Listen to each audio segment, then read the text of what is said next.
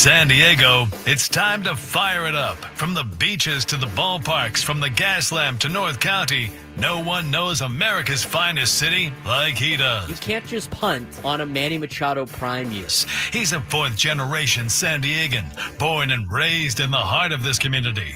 Passionate, opinionated, and always bringing you the real talk on your teams, your city, and everything in between. Braden totally knows his stuff. He's ready for the next step. That guy is good. Live and local, it's the Braden Surprenant Show. But I think Braden's one of the up-and-coming young stars in the media game in San Diego. Now, here's your host, Braden Surprenant. What's up, San Diego? Happy Friday to everybody out there in America's finest city. Braden Surprenant, the Braden Surprenant Show. We are off and rolling on what should be a fun Friday. City Connect Friday. Another new graphic by Frank Marchese on the YouTube. Looking fantastic, as always. I like the new graphics this week, Frank, have been great. Frank sent me the new graphics last week, and I wanted to use them, and he said, no, we're going to save them for next week, but I'm off on Monday. We're saving it for Tuesday. They've looked spectacular the entire time. Well, I appreciate it. Thank you very much. Frank was a little bit upset about the way the City Connect vibed with the rest of the brand. It doesn't look but great. It's, you know what? We got to work on that. It's okay. We got to work it's on okay, melding it Frank. a little bit better. It's okay. We're getting new City Connects next year. That's true. So you're going to have to redo the whole thing anyway. That's very true. Let's get into what was just pure cinema the last couple of nights between the Padres and the Dodgers. Now, unfortunately for the Padres, now looking at it, let's quickly talk about it from a baseball perspective before I just completely eviscerate the Dodgers organization for the classlessness and the Bush League play that they've been doing for the last 4 days. It has been cinema. This is classic rivalry stuff. This is Red Sox Yankees. This is Dodgers Giants. This is every rivalry in baseball that you have seen and you've heard stories about when they do top tens. I used to watch when I was a kid during the summer when the Chargers were still here. I watched NFL Network like all summer. They used to do like these top tens all the time. The top 10 rivalries. You can talk about all the rivalries that you're used to seeing, Steelers and Ravens. This is up there with one of the best rivalries in professional sports right now. And I think about it from a standpoint of like current professional sports. Because at the same time, like last night, even when there was like a scuffle, I mean, nobody's throwing blows, right? I mean, you look at the guys are on each other's podcasts all the time. You know, Mookie had a look on his face like, well, I'm going to see you guys at the All-Star break. You know, we're going to be on the same team. It's not that full level as it was. I mean, you could think about that classic brawl. I don't remember the year. It was before I was alive. But the Padres-Braves brawl, that was nasty. I think that was 84, I think. I think it was 80. It was around, I knew it was in the 80s. It was like very young Tony Gwynn. That was some old school, you know, fighting and rivalry stuff. And I think you've seen that out of the Red Sox Yankees in the past. You haven't seen that really Padres-Dodgers. You've seen guys get close. I mean, let's not ignore the fact that Dave Roberts initiated contact. That was a personal foul, Frank.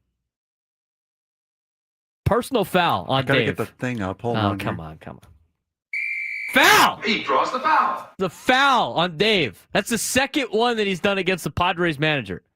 I think it's a flagrant too. The body push right there, like he's some like badass dude. Come on, man. You're a baseball manager. Dave Roberts, I said this the other day, Dave Roberts has the easiest job in the world. It's the easiest job in all of sports. It's managing a $400 million payroll with arguably some of the best players in all of Major League Baseball. It's the easiest job in the world. I could do that job. Frank could do that job. As much as a lot of people in the YouTube chat say some outlandish things, I think everybody in the YouTube chat could do exactly what Dave Roberts does. Fill out a lineup card and sit on your ass. I mean, there's nothing else that he does. They didn't miss a beat when he got taken out the other day. They didn't even miss a beat. Everything was fine. That team can run itself. I asked the question earlier was it 2 days ago? We were off yesterday. It was so hot last night watching the game. I don't even know what day it is. It's Friday.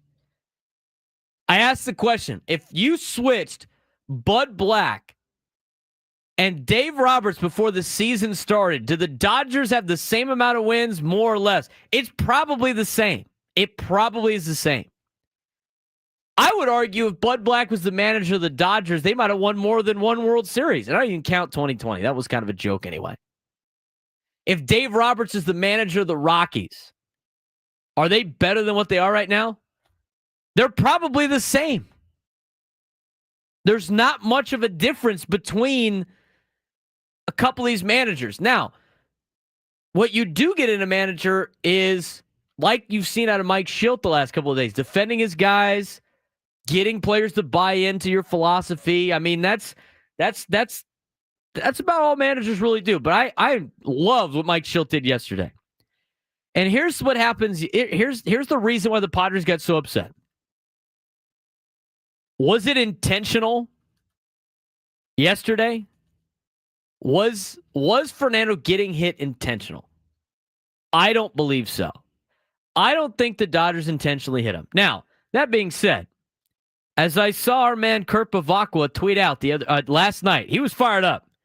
Nobody gets more fired up about Padres-Dodgers than Kurt Bavacqua, who he used to incite his own fights with the Dodgers organization. That's why you have like the Lasorda rant about Bavacqua. Bavacqua? He brings up good points. And the reality, it's hard to shake it. Even though I thought it was unintentional, when you take out your best players, they took out everybody but Shohei Ohtani, right?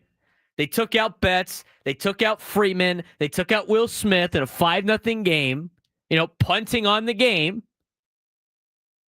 And then late in the game, in a 5-0 deficit, in the last inning, the kid you pulled up from the minor leagues that throws heat goes up inside on Fernando and it hits him.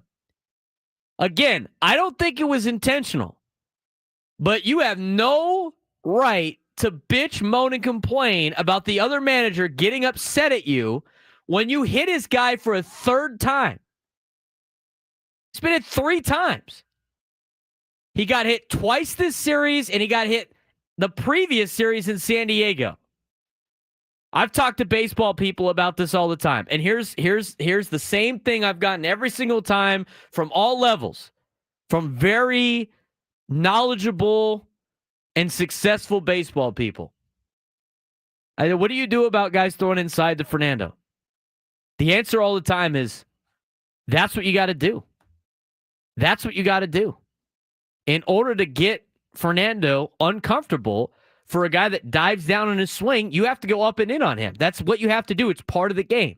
And when you hit players like Fernando, it's part of the game. But what they said after that was also very true. He said, the thing is, if one team hits your guy, it's going to happen. Like, you have to understand that Fernando's going to get hit. And he's probably going to get hit a lot. He's going to do those acrobatic moves all the time. Some of them might be a little bit unnecessary.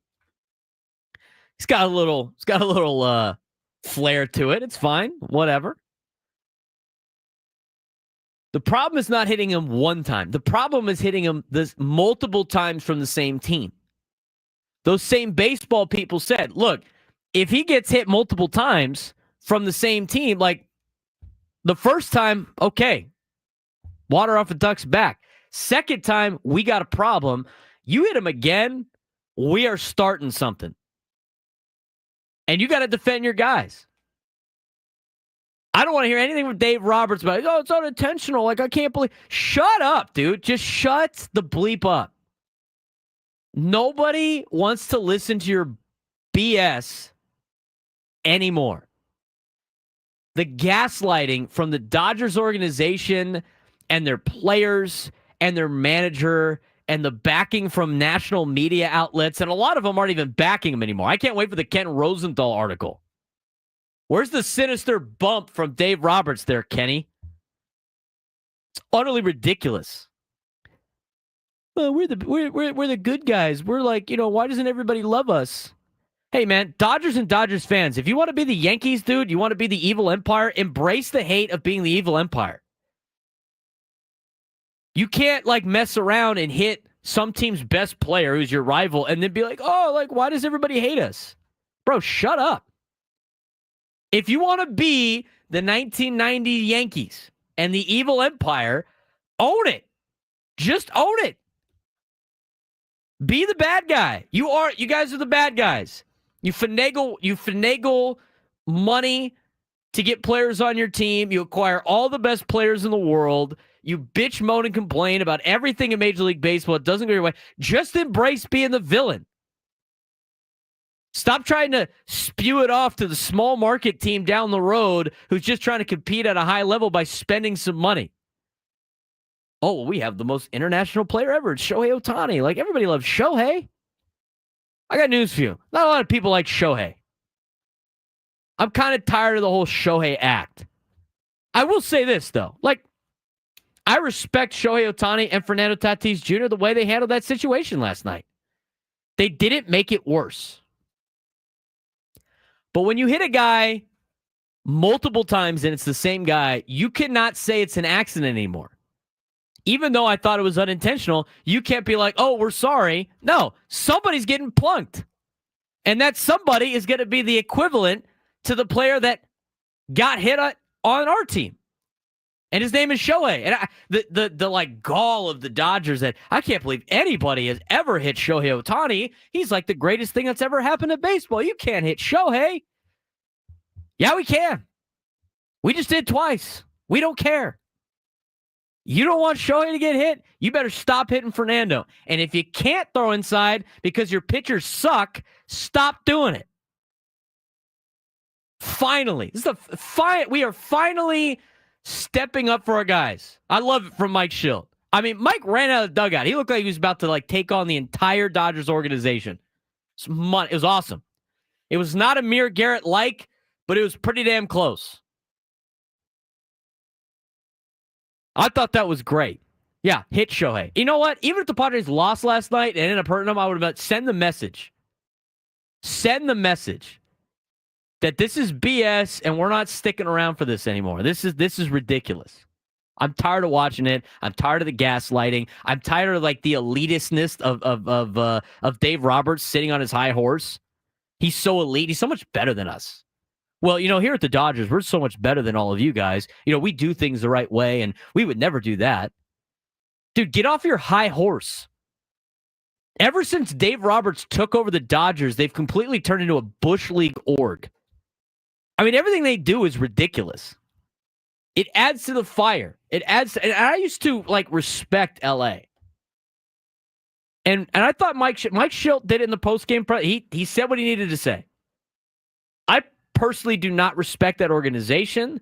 I don't respect their coaching staff. I don't respect their players. And I sure as hell don't respect any of their fans. I mean, talk about some incensed people sometimes with the way they react. I mean, the whole thing with Profar last year was an utter disgrace to Major League Baseball. They throw things on the field, utter disgrace to Major League Baseball. The way they act on the road, utter disgrace to Major League Baseball. They're a fan base that doesn't deserve the level of talent that their team has. They don't deserve it. And then they act like whiny losers when they lose, and they like come into like anybody that's a Dodger fan that's like popping off in the YouTube chat, dude, go get a job. Just go get a job. Go do something productive with your life instead of using the team you root for as all the accolades of anything you'll ever achieve. Check yourself at the door, dude.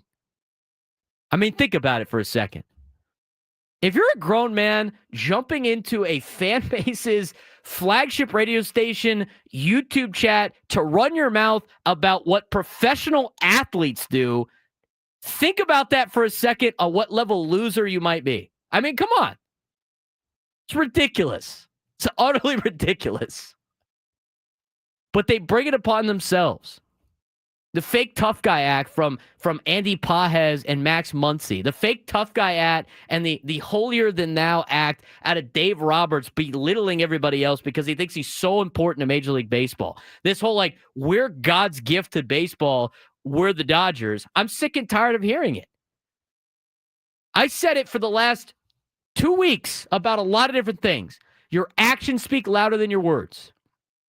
What the Dodgers say and what they do are two totally different things. Dave Roberts running out there and initiating contact with Mike Shildt is not doing things the right way. That's the second time he has made physical contact with a Padres manager. Dude, what is wrong with you? Look, I understand that the Padres didn't hire Dave Roberts. They didn't give him an interview. I don't even think that's right. I think the Padres should have done that. But the red ass that he has for the Padres organization is such a tired act. I mean, this is all so tired. It's the same thing every single time the Padres play the Dodgers. The exact same thing. This holier-than-thou BS.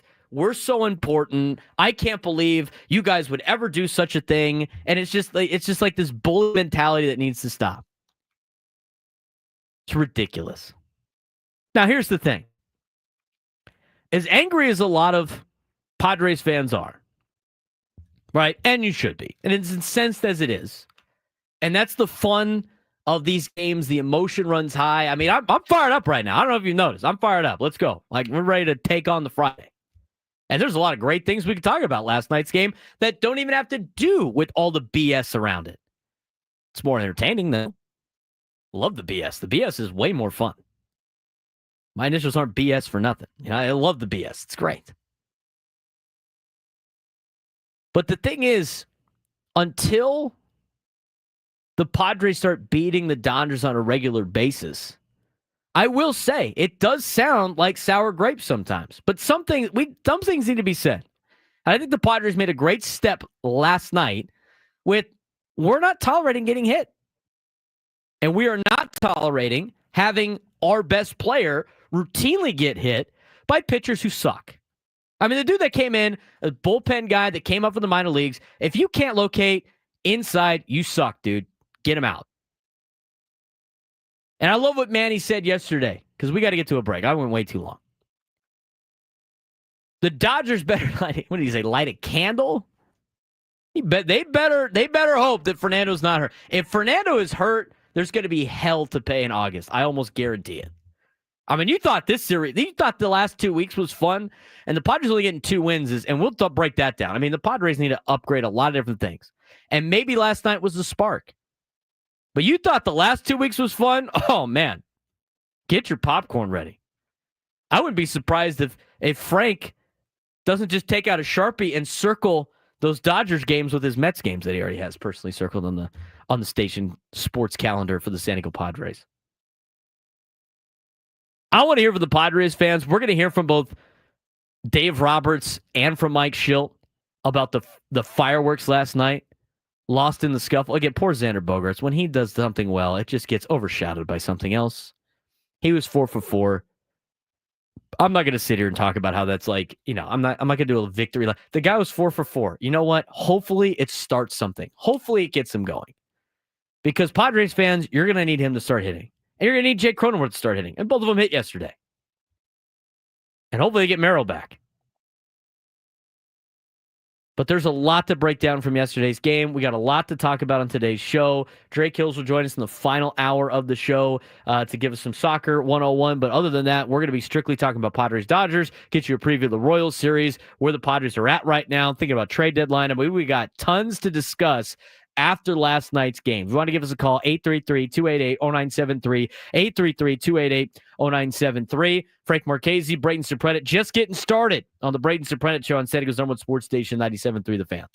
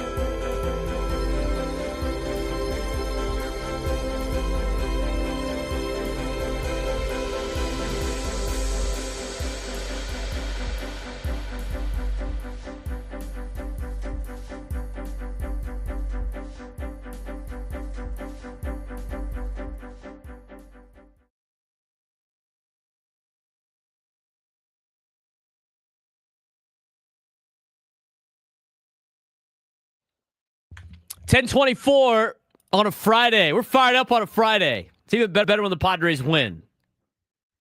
Had to air out all the BS that happened yesterday. It was built up tension, man. It was built. You don't want to go to sleep angry. I was fired up last night, Frank. I mean, it was like watching a football game. Should have been. I was. Yeah. In fact, I was so fired up, Frank. You know what I did last night? I went back and watched the Reds-Pirates John Boy incident with, Oh, God. with the beer. I was laughing my ass off. I forgot about how many like ex-Padres are on those teams. Like Keone Keller like starts the whole thing. Yasiel Puig gets traded in the middle of the fight. Like he has no idea that he's been traded.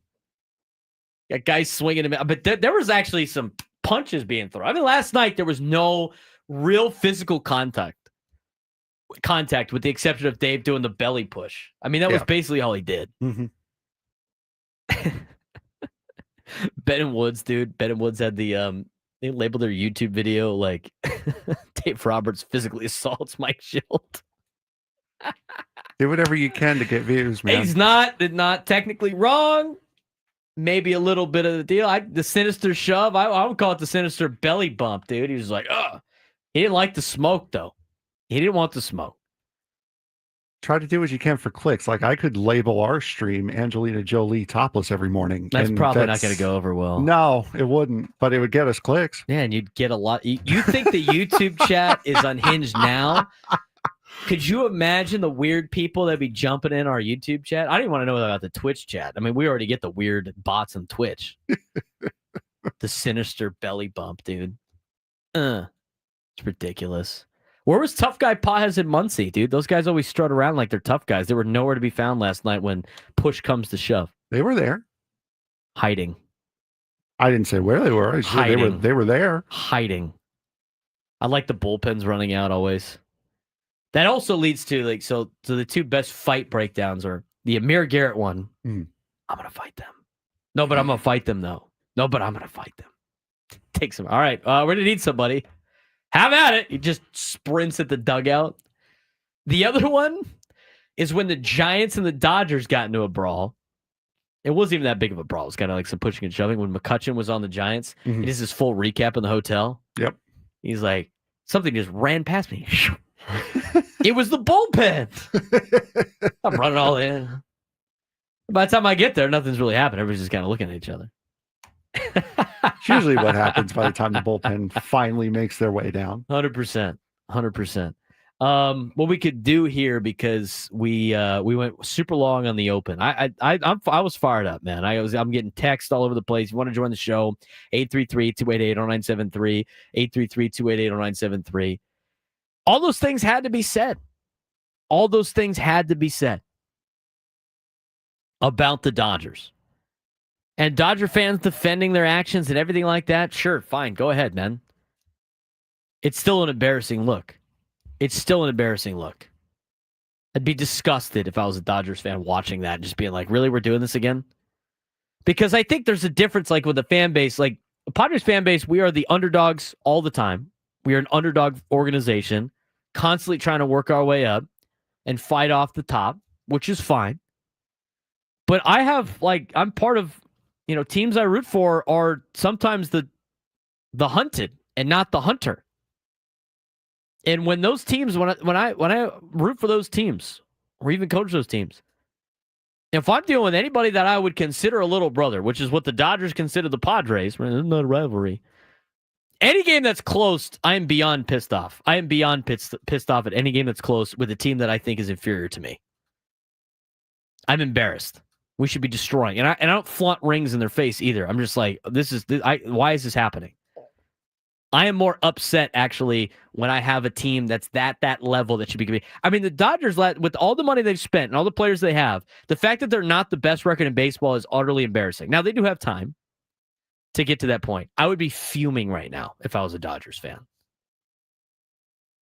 I see it all the time. Like, when I watch any, TCU football play, and we're a way better team, if we're, throwing blows with Stephen F. Austin, and we win late in the game by a touchdown or two, I am so pissed off. I'm more pissed off than if I would if my favorite team would have lost. It's embarrassing. But no, Dodger fans just go and talk more crap. It's like, come on, man. You should be embarrassed. With the talent that the Padres rolled out there and the talent that the Dodgers rolled out there, with the injuries that both teams, you should be embarrassed that some of those games were even games, dude. We're looking at the bottom of the order for the Padres. Are you kidding me? In this series with Merrill being out? Come on, man. I love watching the bullpens run, dude. I love watching the bullpens run. There was one video of like inside the bullpen. They're all like sitting there, the Padres guys, and then Sean Reynolds notices there's a problem. He jets out of there. He's the first one out, and then everybody goes like, "Where'd Sean go?" Oh, bang! Everybody's out on the field.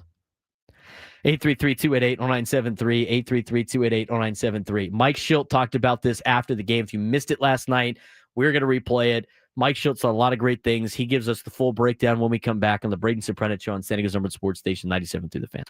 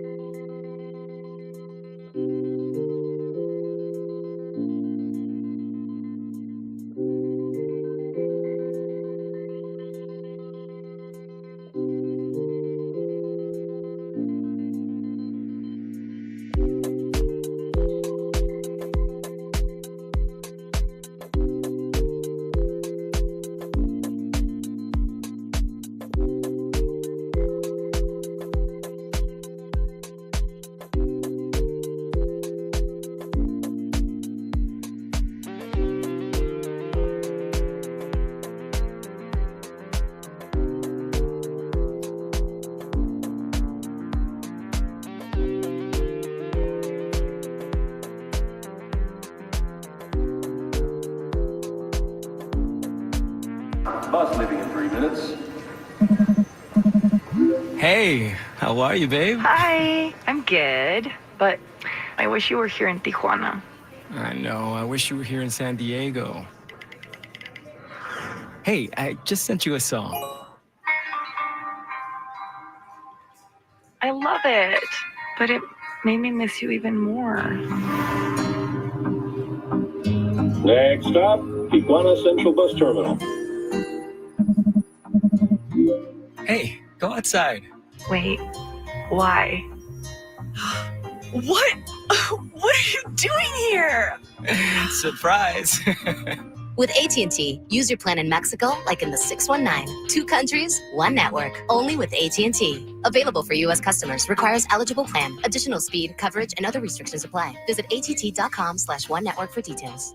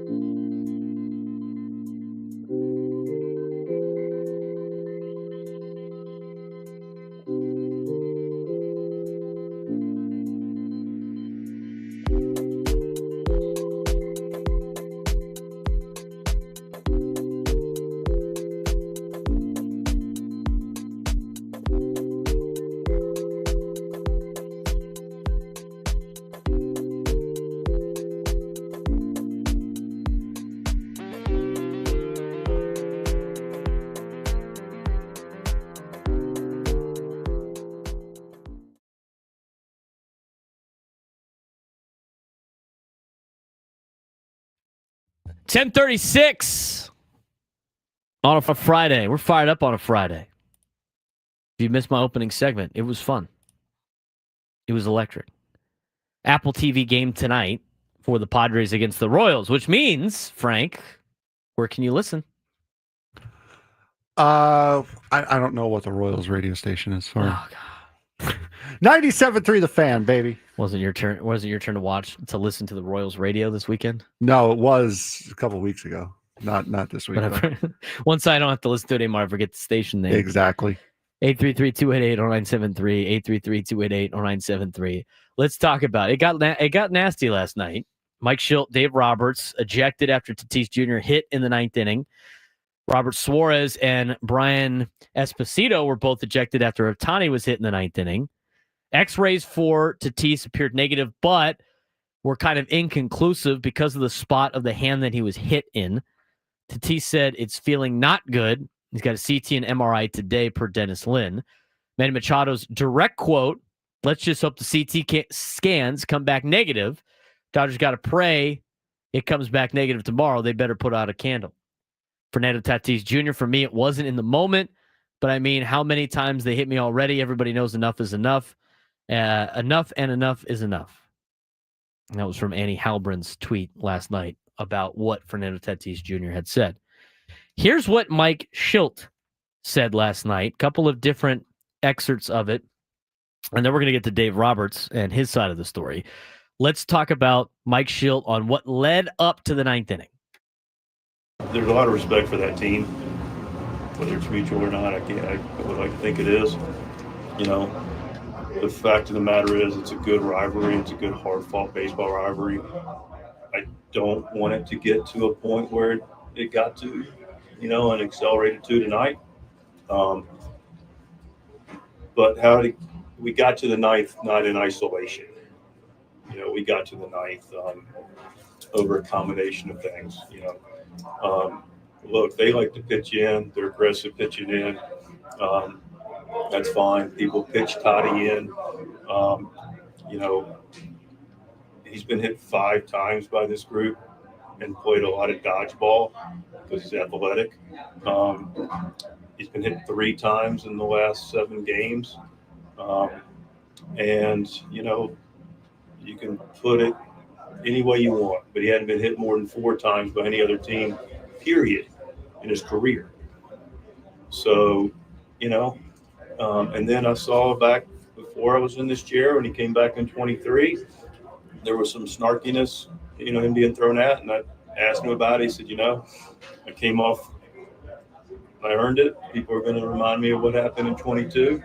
And, but after a while, enough's enough. And, you know, intentional, unintentional, you know, the fact of the matter is, you know, took exception with it.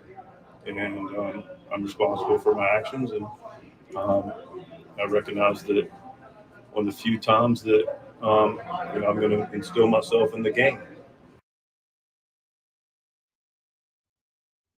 I agree with what Mike Schill had to say yesterday. I mean, enough is enough when talking about instilling himself in the game. His track record's right. I mean, his teams are usually the most well-behaved teams in Major League Baseball historically. But that doesn't mean he's going to tolerate BS. And and Mike Schilt doesn't tolerate BS. I think Padres fans have been clamoring for this from their manager for years now. Tired of watching Fernando get hit. I mean, I said it last night before Fernando even got hit. I said, I'm sick and tired of him falling on the floor on pitches high and inside. And I know Fernando plays into it a little bit. Some of the reactions are a little ridiculous. I don't really care how he gets out of the way. But he folds back, right? He falls to the ground. I'm tired of watching that because guys can't throw strikes or they can't hit their spots. And Mike Schilt probably mentions that here coming up in this next piece. You're affecting people's seasons. You're affecting people's careers playing a stupid game. Here's Mike Schilt on Fernando getting hit. Do you think the pitch was intentional to hit Tatis tonight in that spot? I'd like to think not, but I can't say that. Only a couple people know that. And whether it was or it wasn't, enough is enough. You know, we got a guy that's getting x-rays right now. It's one of the best players in the game, of course, on our team. And this guy's has taken shots. Okay. And before this series, you know, and I can back this up with complete evidence, you know, track records speak for themselves. Teams that I manage don't get into altercations like this because teams I manage don't throw at people. But also teams I manage don't take anything. And after a while, I'm not going to take it. And I'm not going to take it on behalf of Toddy. I'm not going to take it on behalf of our team, intentional or unintentional. It's really that simple. That's how this game's played. And you want to call that old school, then yeah, we play old school baseball. How is his initial x-ray was negative, but it's not in a good place. You know, you mess with people's careers. You mess with people's seasons.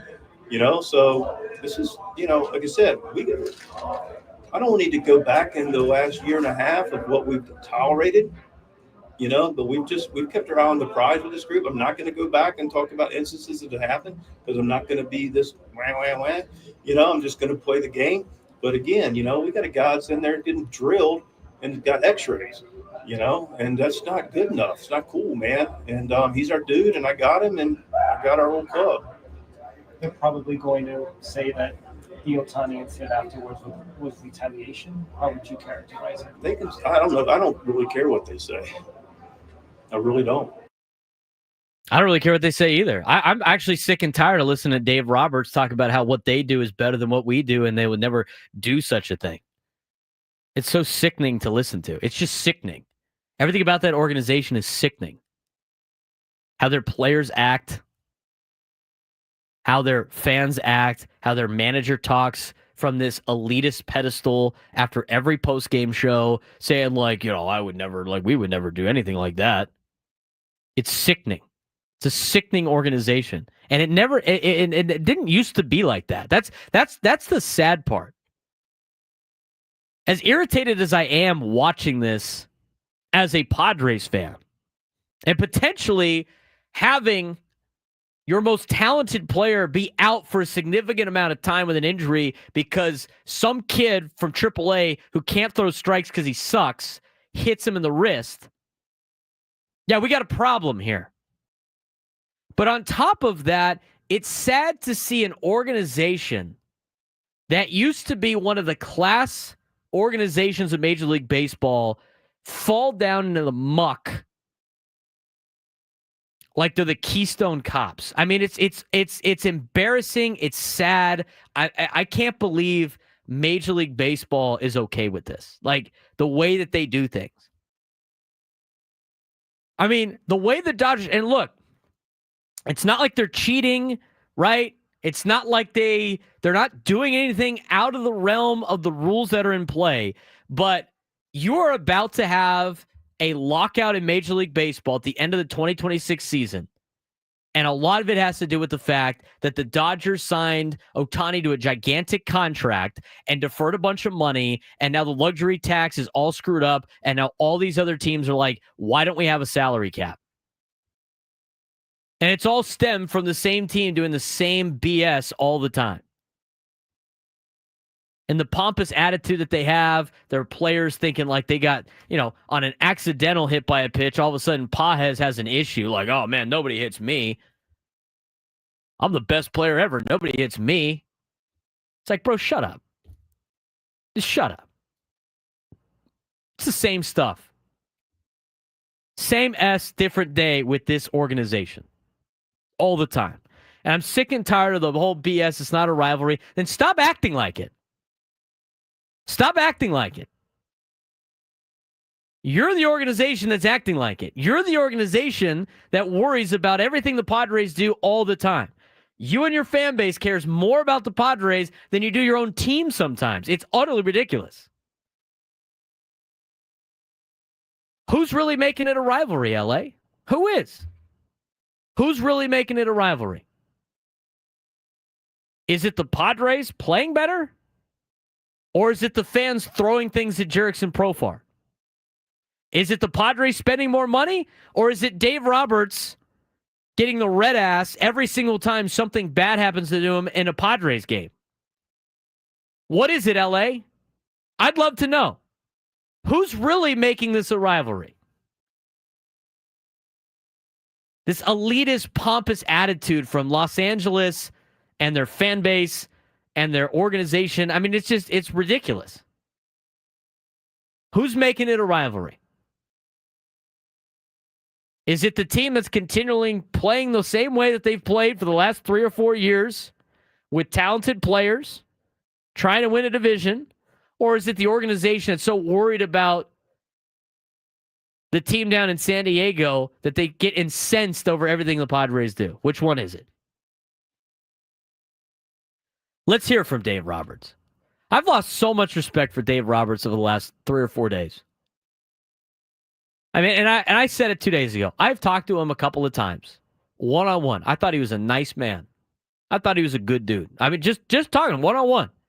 When you take the logos off of jerseys and team uniforms, everything like that, talking to him as a San Diegan, I thought he was a great dude. But again, his actions have continually spoke louder than his words. And what he did in the playoffs last year and this entire series this year, and basically everything that's happened since the Padres finally beat them. All of a sudden, it's not fun in games anymore. No, it's not fun anymore, is it? It's not fun anymore. To quote Denzel Washington from Remember the Titans. No, it's not fun anymore, is it? No, football is not fun, sir. All of a sudden, it's not fun when the team that you thought you could just beat up on all the time punches you back in the face every once in a while. Wasn't fun anymore after 2022. It was all fun in games until the Padres won in 2022. It's not fun anymore, is it? No, it's not fun anymore. We'll see in August. Here's what Dave Roberts had to say after the game yesterday. You know, the way I see it, the way I saw it was Jack Little was making his Major League debut, and he's trying to get through the outing. And we're trying to get him to finish the game. And obviously the arm side miss to Iglesias, walks him, walks in a run, and then he hits Tatis with an arm side fastball. Obviously, I think anyone knows there was no intent. And I think even, Mike speaking the other day, talking about intent versus no intent. And so I think that anyone understands that there was no intent there. And even by my reaction, I didn't feel good about Tatis, a great player, good guy, getting hit. I didn't feel good about it. And so as he comes out and he's yelling at me and staring me down, that bothers me. Because to be quite frank, that's the last thing I wanted. I'm taking starters out of the game and, trying to, get this game over and get this kid a couple innings. And so that's why I felt, I took that personal because I understand the game and know that I understand it doesn't feel good to get hit, but understand again, intent versus clearly no intent.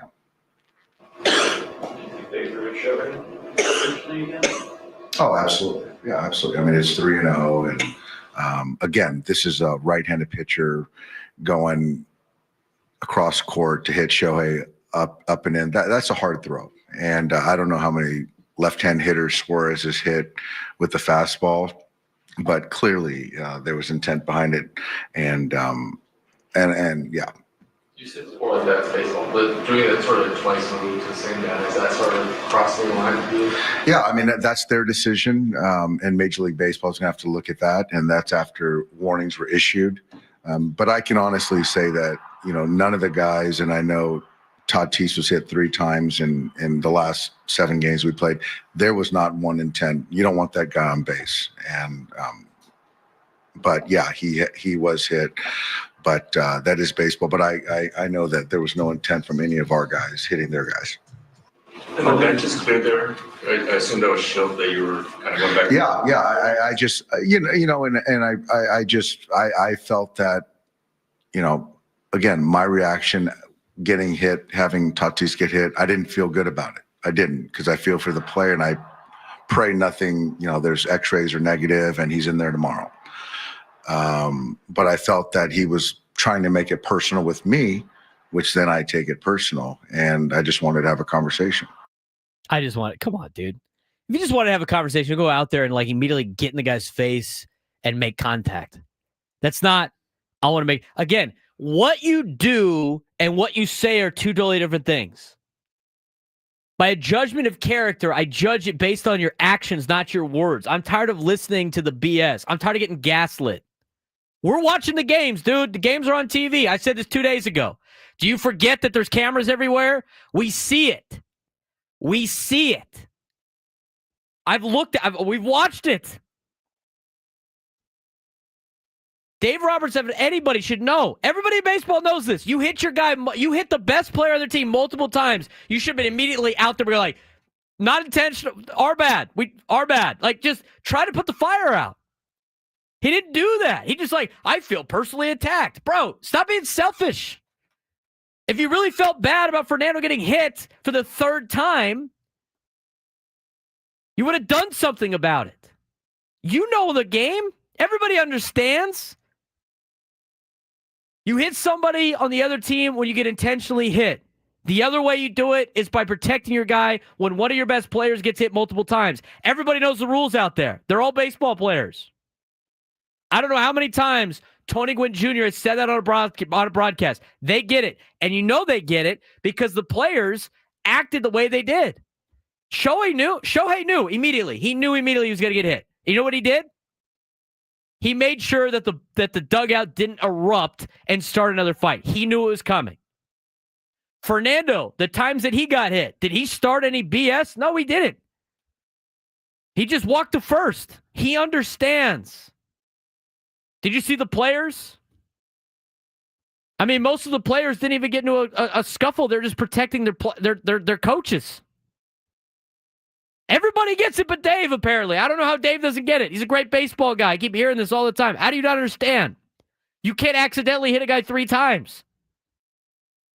And then say, oh, it's an accident. We all know that wasn't intentional.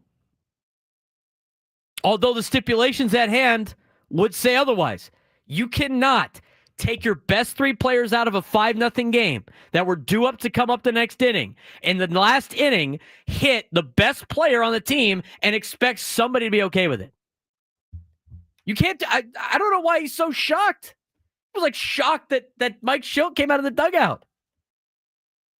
You flipped the roles here, Frank. You flipped the roles. Dave is sprinting to the other dugout if Shohei gets accidentally hit for a third time by some other team. 100%. 100%. It's utterly ridiculous. And it doesn't matter. Basically, what had happened this weekend was it doesn't matter whether or not you hit Fernando on purpose.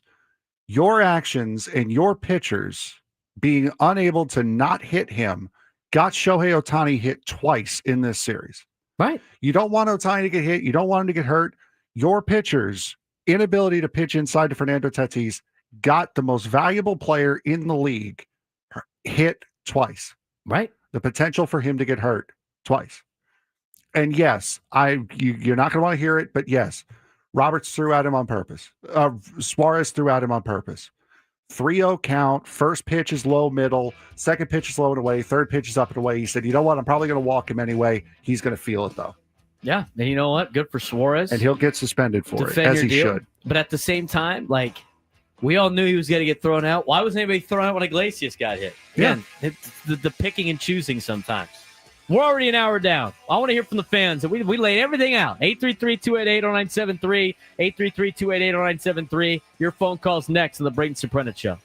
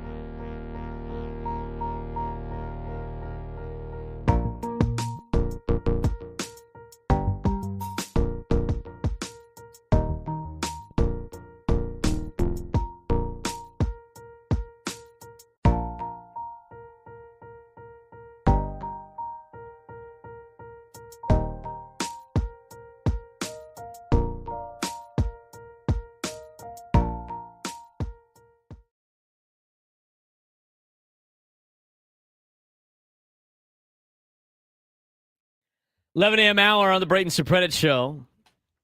Lot to break down for last night. We haven't even talked about the baseball yet. We're getting to the baseball a little bit later. Everybody knows Xander Bogaerts went 4 for 4 yesterday. That's good to see. Everyone in the YouTube chat certainly knows. That's right. Frank had his he sent his warning shot out last night on Twitter. At B_SURP show. At the B Serp show. We also have, you can follow me on Twitter at B Serp. You can follow Frank. He's got his little he made a graphic for that too, actually. I did make a graphic for that. We'll follow Frank. Where's the graphic? Let's fire it up. It's only for the sports thread, though. All right, follow Frank on social media. There you go. There it is right there. F Marks 324. Like Frank Marchese. You can follow me at B_SURP, at B Serp. You follow me on Instagram and on Twitter, TikTok, all that stuff. If you want to join the show today, 833-288-0973, 833-288-0973. Got a lot of people that want to weigh in on last night's game, probably some of the antics, probably someone like, hey, we should probably tone down some of the crowd a little bit here. I think there's something to be said about that. We're going to start with Vince in Chula Vista. Vince, you're on the Braden Surprenant show. What's going on, man? Hey, Braden. How are you, man? Always good hearing you, and thank you for letting me join up here. So here's a perspective for you, and I'm going to take it back to old school baseball as well. This is about time. About time. Just because you get a manager that gets on and talks in a calm voice and talks about intent versus non-intent, what am I supposed to do? Believe Dave Roberts or my lying eyes? He's been hit, 4 times in a 7-game set? There is clearly intent, and here's the intent. We're going to pitch him up and in so he can't get extended. Whether we hit him or not is a byproduct. And the only way you make this stop, and I love this, I really, really do, is because now the template has been set. And I'll get into the whole suspending of Suarez, and we all know, whoever it was that said, we all know that should happen. No, it shouldn't happen, and here's why. Tatis gets hit. When they meet up with the Dodgers again, highly unlikely that Tatis is going to get hit again. Why? Because it is now known you hit Tatis, Shohei Ohtani is going to get hit. It is a known certainty. It's got to be a part of the game planning as you plan your lineup, your pitching staff for high leverage situations, lefty versus righty, pinch hitting, all that stuff that they clearly have the data on that they plan every game around. Now you're going to plan for this. And so everybody knows what's going to happen. Can you imagine, guys, and I know I'm going to date myself here, right? Can you imagine this happening in the Bob Gibson era? No. And what Bob Gibson would have done if his star player routinely got hit? We know what would happen there. And so this is the reason why I don't think Suarez should be suspended. We are looking at the wussification of Major League Baseball. You can't, they made bases the size of pizza boxes. You have to slide a certain way going into second and third. Heaven forbid you touch somebody. And the poor catcher, he can't get anywhere near protecting that plate without the ball. It's the wussification of baseball. But if I take this back to the Padres and the Dodgers, this is the way it stops. It stops when you start standing. It's about time the Padres have stood up for themselves. How many times have we seen Tatis take it between the 2 and the 3? How many times have we seen Manny take it between the 1 and the 3? It is about time they stood up. I can't wait to the game tonight. I think it's against the Royals, right? So it'll be a little bit calmer, but I can't wait to get there and just cheer the boys on. I think this is actually a good thing for them. I have much more to say about the 26 lockout. I think that too is going to be a good thing, Braden. It has to happen. Baseball cannot proceed like this. Just look at basketball and football. They have the templates on how small markets can compete. OKC and Indiana usurping LA and New York. I think it's a beautiful thing. It puts everybody on the same plane where you have to make smart decisions to improve your ball club. So rather than just spending endless money and finding correct, instructive ways to do it, creative ways to do it, So I look forward to a work stoppage. Actually, if it should happen, I think it puts it on a better plane. Vince, that's a great phone call, man. I'm going to be at the game tonight down there. Go out to get there early for Beer Fest, but in Park in the Park, I'll be walking around. So be on the lookout. I'll be there at the game as the Padres take on the Royals tonight. 6:40 is the start time. I know people were asking about the start time and who they're playing. They're playing the Royals today. They're back at it today. I know we've been talking about the Dodgers like the entire time and mostly the antics and anything else, but the Padres do have a game tonight against the Kansas City Royals. 6:40 on 97 through the Fan. It's on Apple TV Plus, but, you can listen to it right here. You can listen to Equal Water SoCal Padres pregame show with Sam Levitt, extended pregame show, right? Compared to an Apple TV Plus one. You can listen to the postgame show here. You can weigh in on phone calls instead of on Apple. It's just saying. Little Drewski shrug right here. That's a little saying. 833-288-0973, 833-288-0973. Juan in Oceanside, you're on the Braden Surprenant show. What's going on, Juan? Hey, what's up, Braden? I hope you're having a good Friday. I'm just kind of, I just kind of wanted to put my thought in about everything that's been happening this past series, and kind of just how I feel like the Dodgers are kind of playing victim, like you've been saying, and it's just been progressively getting worse, and then they get really surprised when the Padres bark back. But it kind of reminded me of a video from a YouTube channel called the Press Box Chronicles with Jeff Pearlman. He covers the 1984 San Diego Padres. By the way, if you're a Padres fan, definitely check that video out. And where they have that huge fight versus the Braves, and he talks about how that fight essentially brought that team together and made them more united, because teams kind of need things like that. And I'm really just hoping that, with all of the slumps that they've been going through, hopefully that this whole debacle and scuffle with the Dodgers brings some more life into it, because the offense hasn't been, it's improving, but it's not great. So, also, I just wanted to say, Dodger fans, I don't know if they're just getting progressively dumber, or if they're just always sticking to the same script, but they've been so annoying this week. But anyways, I hope you have a good weekend. Juan, I appreciate it, man. Hopefully the Padres have a good weekend. What Juan brought up, we're going to talk about later on in the show, because there are some talking points with this. There's examples of it. Just in my experience coaching and my experience doing play-by-play for USD, being part of teams for so long now, there's big moments like this that can spark a team. And maybe that was the spark that the Padres needed last night. Saying enough is enough.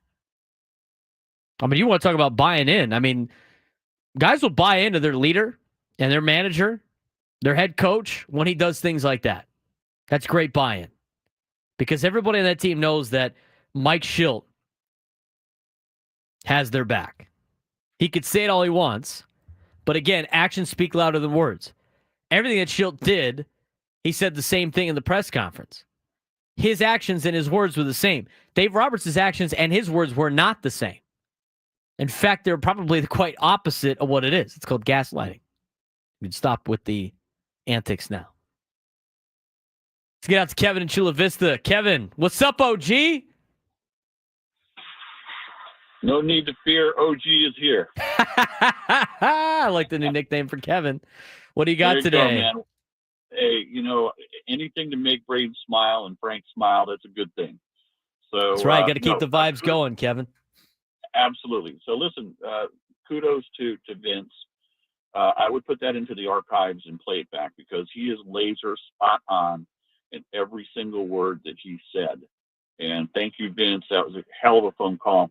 Keep it up. And let me say a few things. First of all, real quick, thank you, A.J. Preller, for not hiring Dave Roberts. We saw why not last night, and we've seen it now actually for quite some time. This is a guy who can't manage a pitching staff to save himself.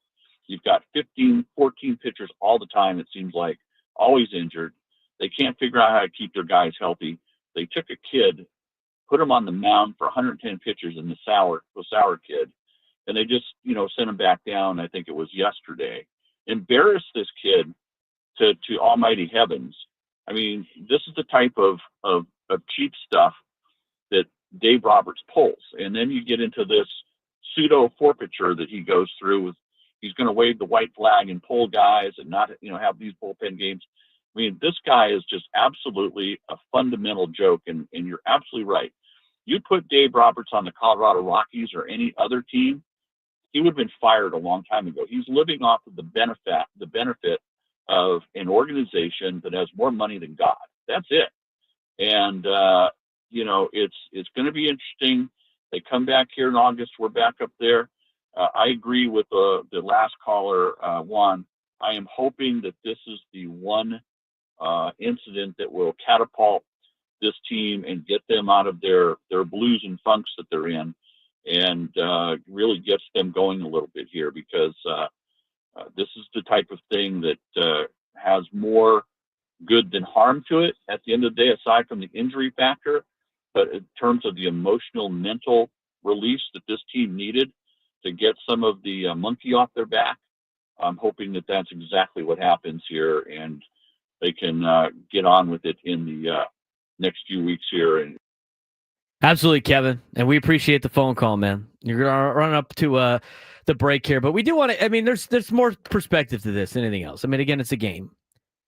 And you have to understand that, like, most of the rivalry is in the stands more than it is on the field, at least in this day and age of sports. I mean, you'll see a couple of scuff-ups, but, I mean, you noticed last night, if they really hated each other, they would have thrown blows last night. I mean, you would have seen little side fights of players that don't like the other player on the other team. It's not the case. More the rivalry is in the stands than anything else. And sometimes that, obviously leads to a not so friendly, family environment. I totally understand that. And I think that's what Megan and PB wanted to talk about a little bit. Megan, you're on the Braden Surprenant Show. What's going on? Hi there. Thanks so much for having me on. Yeah, I just wanted to offer a little perspective of what it's like to be a female Dodger fan in San Diego. I'm a single mom. I have a 9-year-old son. I've been in SD since 2014, and it has been so cool to see the Padres just become so competitive with the Dodgers. If we think back, 10 years ago, there was no competition. And now these games are so exciting.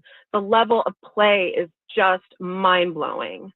But when I take my son to Petco Park, it's really scary. And there are confrontations, obviously, I'm just going with my son. I'm a single mom. I'm a cancer survivor. But yeah, I'm going to rock my Dodger gear.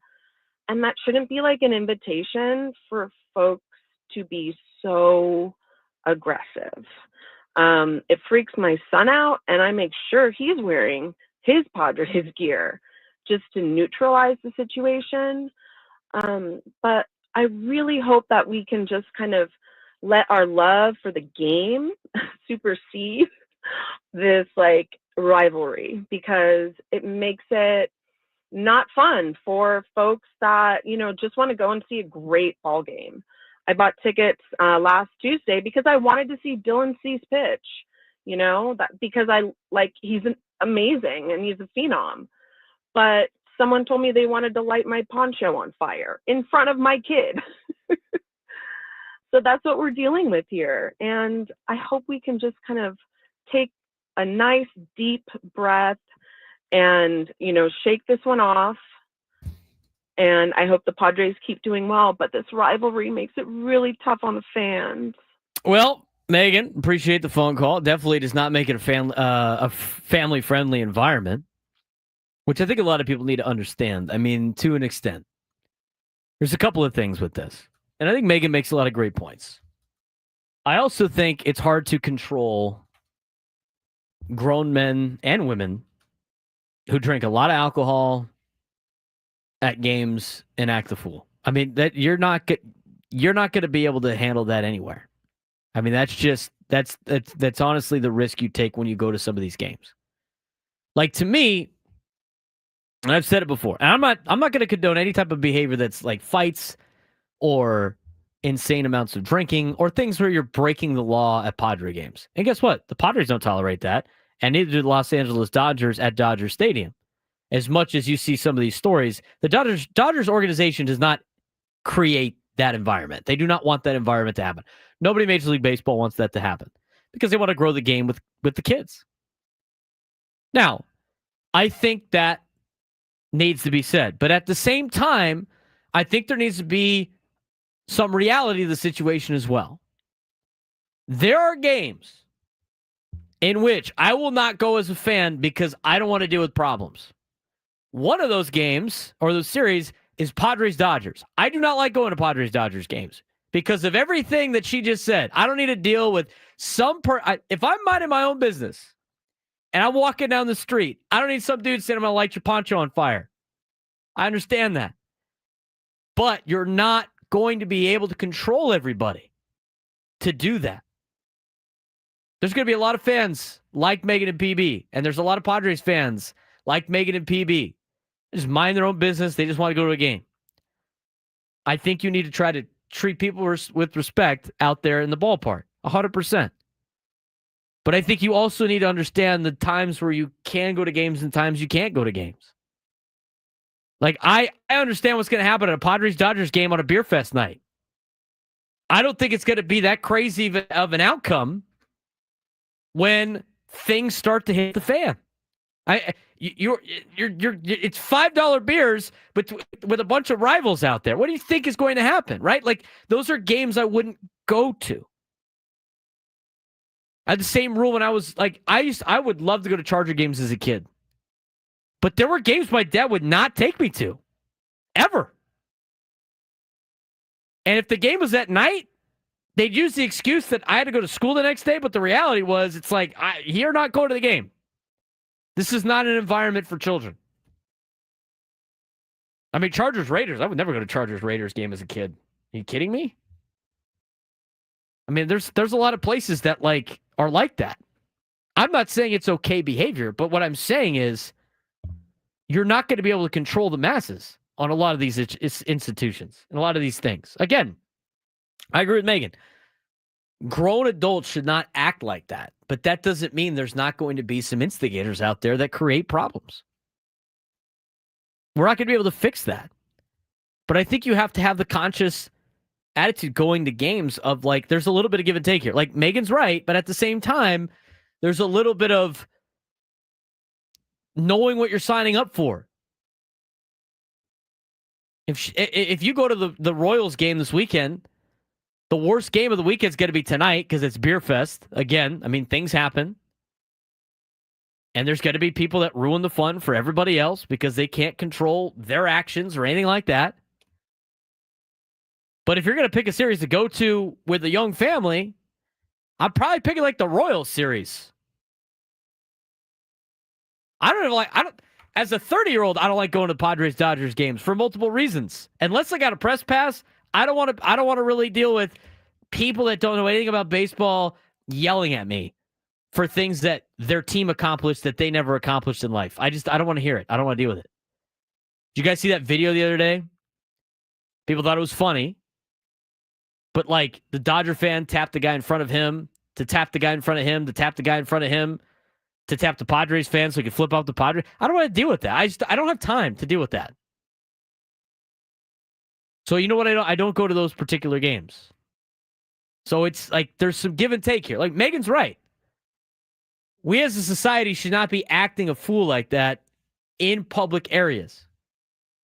I mean, on the air, I don't cuss, obviously. But I'm not going to sit here and say I don't use bad words. And I got to get checked sometimes. I got to look around sometimes. Sometimes I don't acknowledge my surroundings, and there's kids around while I'm using bad language. That's not cool. I need to change that. So I try to be better in those particular things sometimes. I know for a fact, if I say any type of bad, and I'm 30 years old, right? I'm a grown-ass adult. But sometimes I'll forget my environment. And if my parents are there still at this age, they'll just shut up. But that being said, sometimes understand the environment around you. Anybody that's telling a mom and her kid, I'm going to set your poncho on fire, that guy's insane. Why would anybody do that? Don't incite the violence like that. Unfortunately, you have to deal with that a lot. And that's not just Padres-Dodgers. That's every fan base out there. It's sports, man. You got adults drinking, people are getting rowdy. violent sports. People are getting violent. I mean, it's part of the deal. We need to be better, but at the same time, there's a little bit of we have to understand that these things are potentially going to happen. People are saying I can't believe she said, just relax, guys. It's a different perspective that you have to have. So when you go to games this weekend, just be aware of your surroundings as much as you can. It's not always about you. 833-288-0973, 833-288-0973. We're over break again. We got a lot of people weighing in. Ricardo, Aaron, Mike, Alex, we're going to get to you when we come back as we continue the talk and the conversation on the Braden Surprenant Show on San Diego's #1 sports station, 97 through the Fan.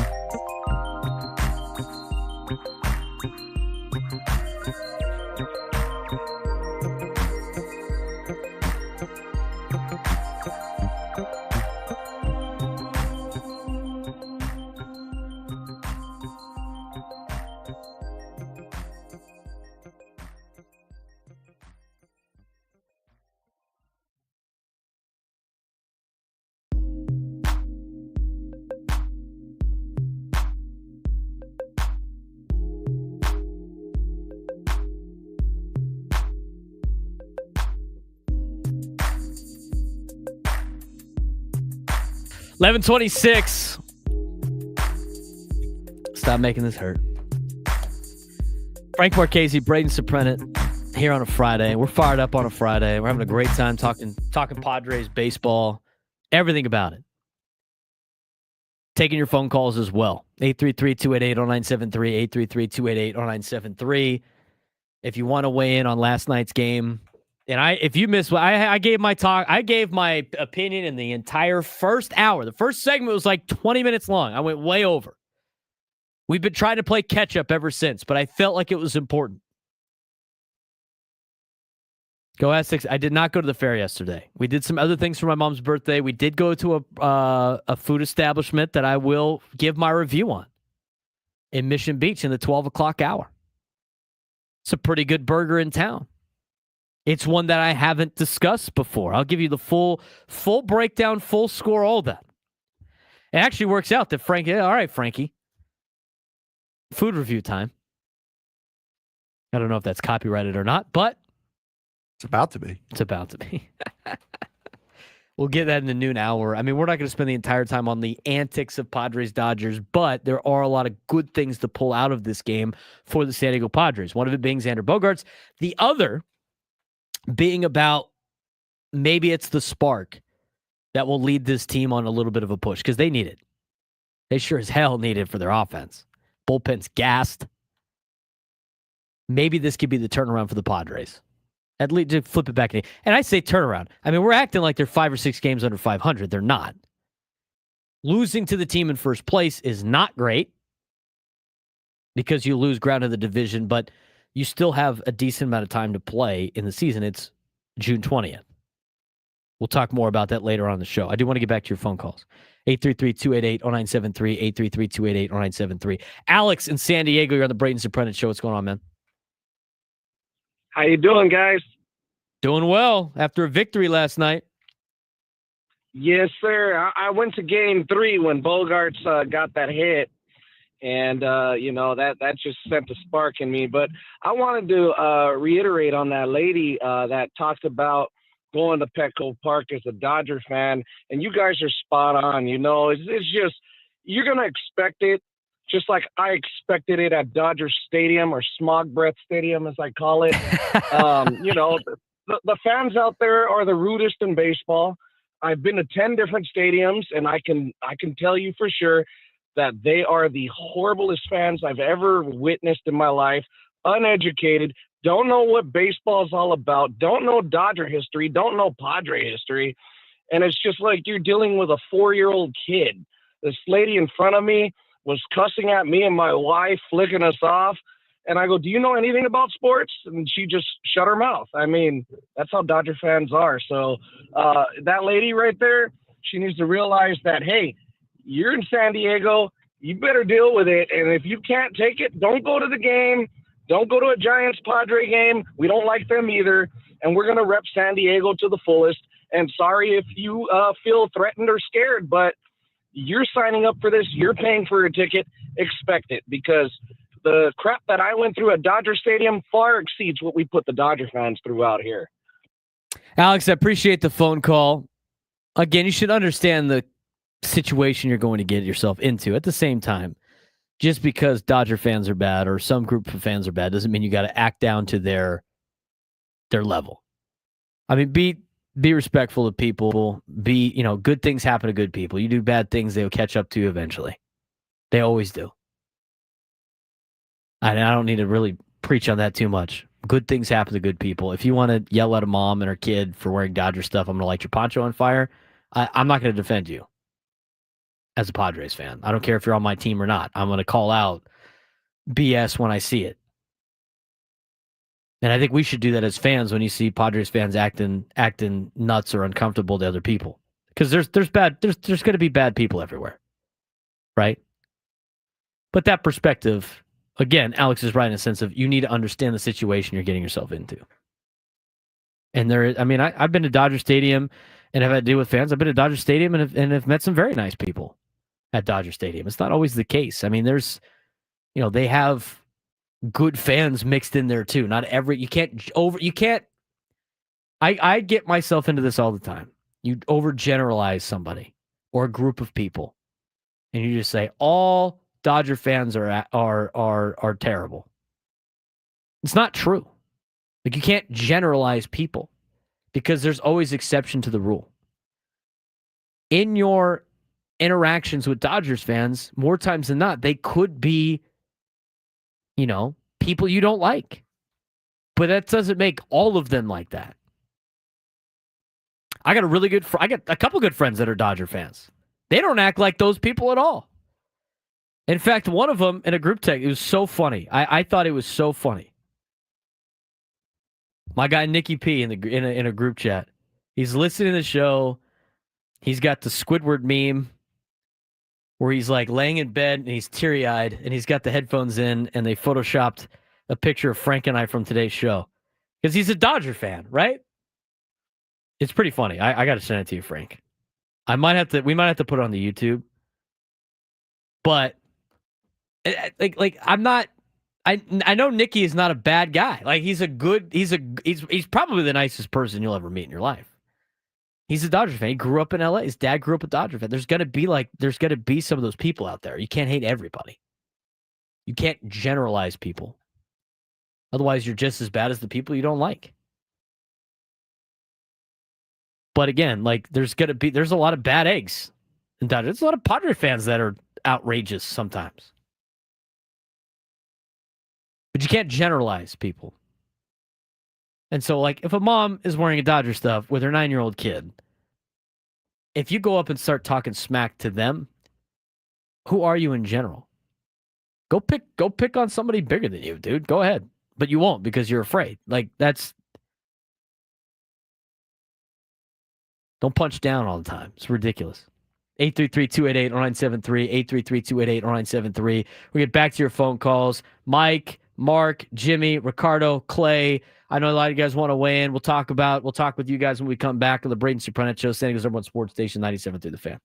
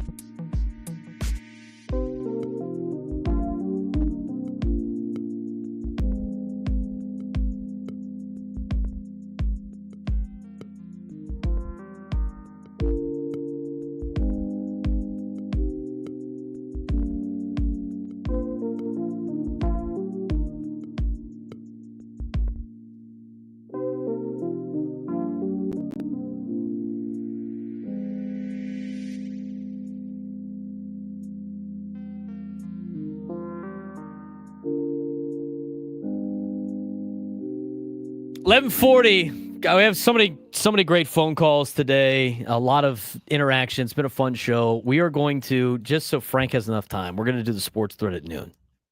That seem fair? As we do a in-show meeting live on the air? Yeah, I'm good with that. All right, well, sounds good. Aren't all of our in-show meetings live on the air at That's this point? true. Most shows do their meetings like off air and like either before, after the show, and but like we find it entertaining. So and it's not like we don't have time to meet. We have time. We meet an hour before every show, talk a little bit after the show. We're constantly, but some of the things are good on air. It's kind of fun. JP Moore in the chat, you missed him. You missed him, dude. You missed OG. Kevin in Chula Vista was already here. He's OG now, dude. I think the nickname's gonna stick. Do you think Kevin likes the nickname OG? I think after he finds out what it is, I think he'll like it more. No, he'll just come straight. He'll want a lead-in song or something. He has had a couple days though to fire up the old Google machine. I'm sure he's done it. He seems savvy enough. OG. You missed out, JP. Anyway, some people in the I haven't even caught up on the YouTube. I can't even do it. It's insane. Yeah, don't bother. Where's our guy SB? Where's he at? Frank? He's hiding. Xander Bogaerts went 4 for 4 yesterday, so he's got nothing to complain about. Isn't it like ironic that he's only in there when Xander Bogaerts has a bad day when the Padres lose? Where is he? We even saw an appearance from GDSP, which, by the way, I now understand the pain and suffering that GSDP does. I understand now. He's a Sacramento Kings fan. You know what? I'm not gonna get as mad. Wait, what's at GSDP anymore? Okay. I feel bad for the guy. I think he even laid out all the teams that he roots for, and I get it. I can see why he's a little angry sometimes. Yeah. I give him a pass. Hey, you know what? And at least because GSDP is also a Xander. He's here. He's also a Xander hater, and he's here. Give you credit. Respect. Where's SB at? Where's our boy? Maybe he's one of these guys that called in. I doubt it. 833-288-0973. 833-288-0973.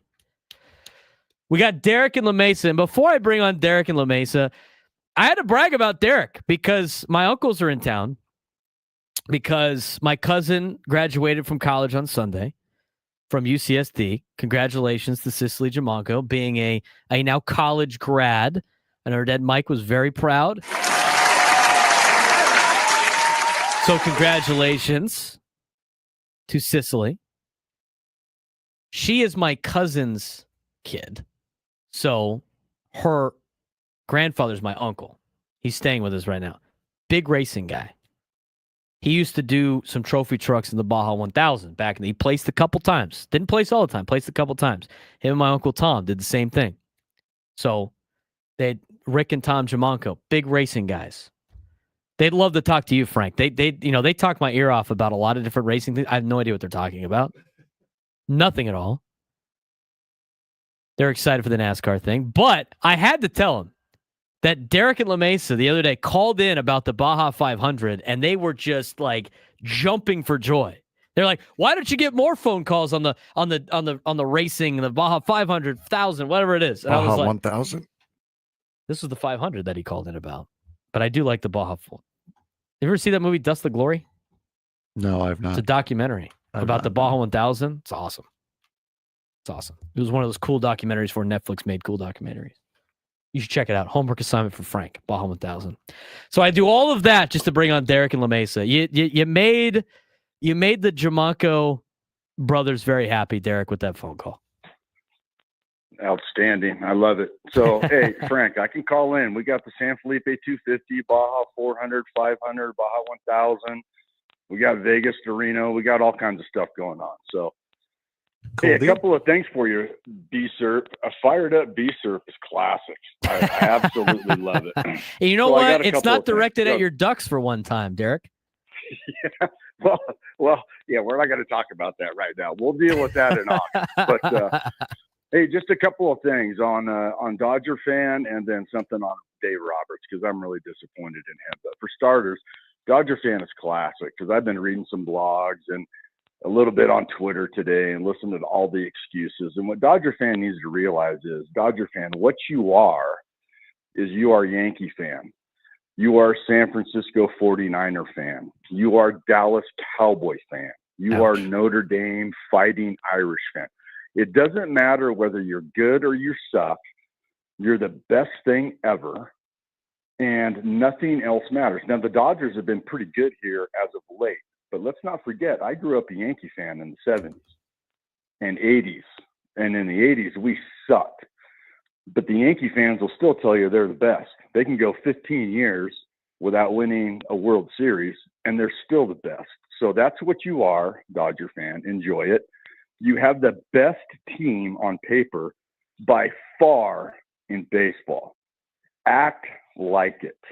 The little brother down south pushes. Yeah, you won 3 out of 4, 5 out of the 6 that we played, or 6 out of 7, whatever it is. Okay, that's fine. But let's be honest, Dodger fan, you're a little scared because you don't want to see us in the playoffs. You don't want to see the Padres in the playoffs. You'd much rather play anybody else. And then as far as Roberts is concerned, sir, I've really tried because Dave seems like a good dude. I've never met him personally, but he's always seemed like a good dude. I kind of wanted him to be the Padres manager, but you know what? What you showed last night, Roberts, is you're a punk. So Dodger fans, congratulations. You're a good baseball team. You're going to be right there in the end, but your manager is a punk. And I'm so glad that we've got Schulte. Schulte is class. Schulte doesn't try to be a tough guy, but I feel like he is. And Roberts is a punk. That's all I got for you, brother. Derek, I appreciate the phone call. I think it was well said. They are. I mean, they basically. Okay, that's why I mentioned the first hour. If you want to be the evil empire, embrace being the evil empire. I remember somebody told me that when I was in college, when and it was for a little bit, like TCU jumped out, and when I was in college, they were near the top of college football for like 3 or 4 years in a row, and they, people would hate on them, all this stuff, and I would get like, I can't believe they're hating on whatever TCU right now. And then one of my friends' buddy was like, you just got to embrace the hate. If your team is one of the top level teams, you got to embrace the hate and just own it and understand that people are going to dislike you. I see it all the time. I mean, I see it all the time, like coaching at Cathedral. Nobody likes us. It's fair. I understand what I'm signing up for. It's a school I went to. I love that school. I love coaching that school. I have people say outlandish things to me about that school that know nothing about the school or what we do. It's all BS, but they hate.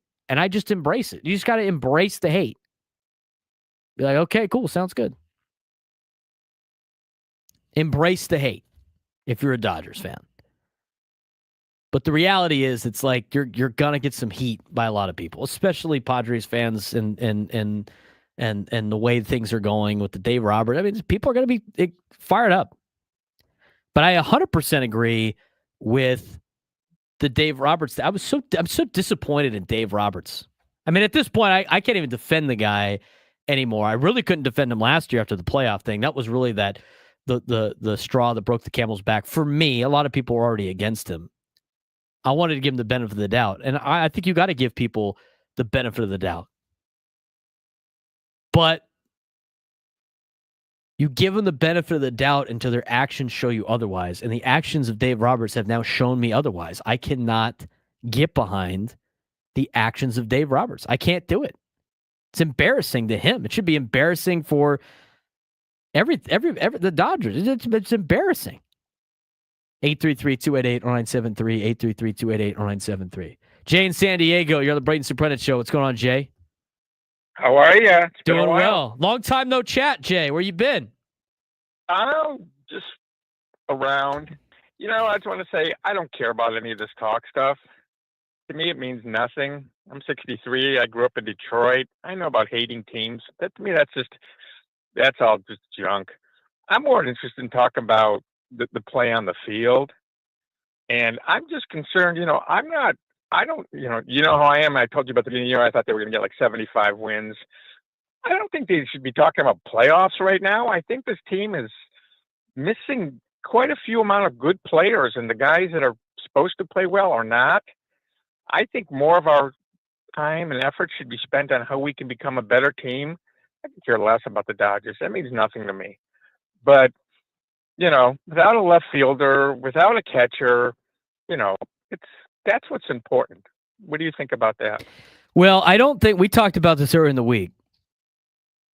The Padres, again, and I don't like saying the perspective thing, but I think overall perspective, they're 6 games above 500, which is better than what they were last year.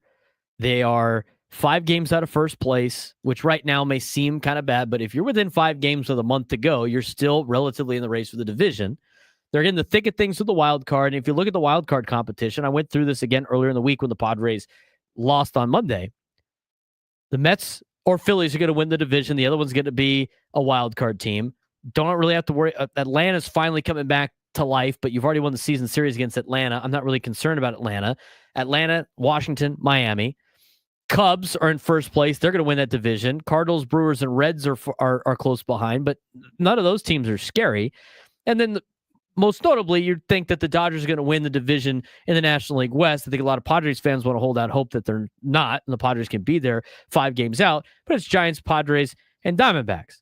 So if you account for the division leaders and then you account for the wild card teams, you think one's going to come from the East, which gives you 2 wild card spots left, and you're looking at the Padres competing with the Brewers, the Cardinals, the Reds, the Giants, and the Diamondbacks. So there's 6 teams playing for 2 spots. You have to do better than those 5 other teams.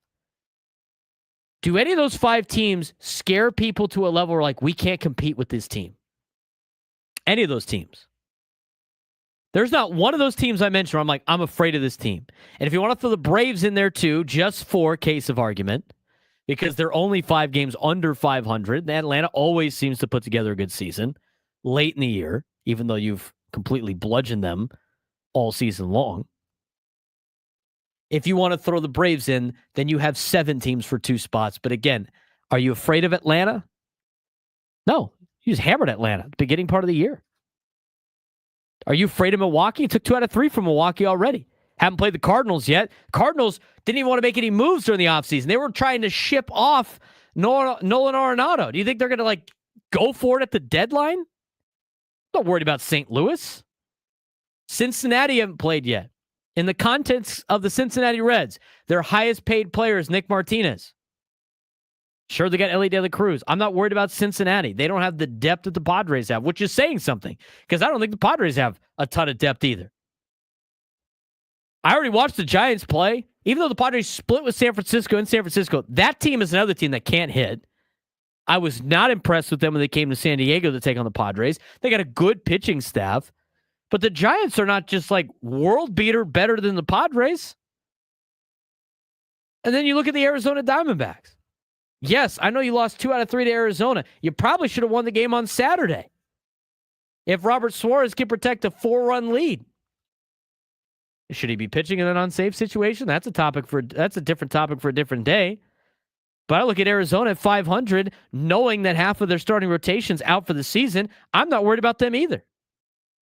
This is before the deadline. So when we talked about potential moves that the Padres can make, they have to make moves that are on the fringes. They don't have to make the big move. They don't have to go get a Juan Soto, which doesn't exist on this year's market. They don't have to make a big splash in one guy. You just got to make a couple of pieces on the margins. And I'm telling you right now, if you added 3 average bats, which you can afford to do, that's not going to cost you a fortune. Look what Atlanta did in 2021. If you add 3 average bats to this lineup, it's going to do wonders for this lineup.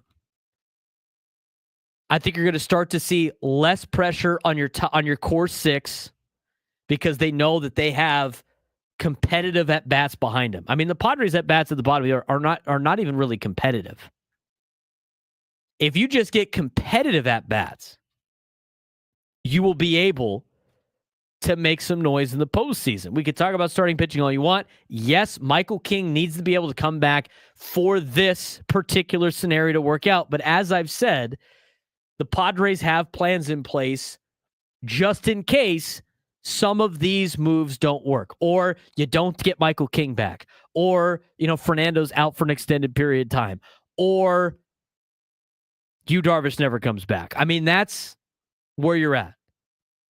But I think the important thing here, too, is why last night was so important was the way that the Padres came together against LA with all the antics and everything like that, and they were able to put together a nice victory. I think that's going to play a big factor in this as well. 833-288-0973, 833-288-0973. We get back to your phone calls and get to the sports thread when we come back. Noon hour, the lunchtime hour on 97.3 The Fan.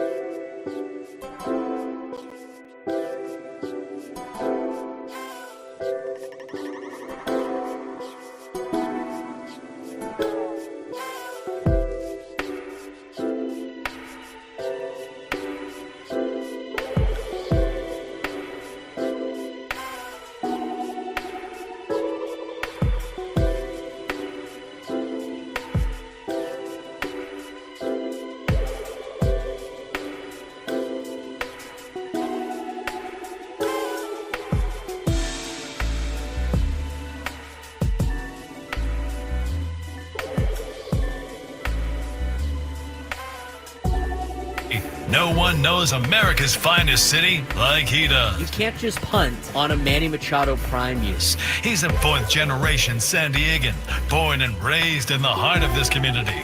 Passionate, opinionated, and always bringing you the real talk on your teams, your city, and everything in between. Braden totally knows his stuff. He's ready for the next step. That guy is good. Live and local, it's the Braden Surprenant Show. But I think Braden's one of the up-and-coming young stars in the media game in San Diego. Now, here's your host, Braden Surprenant.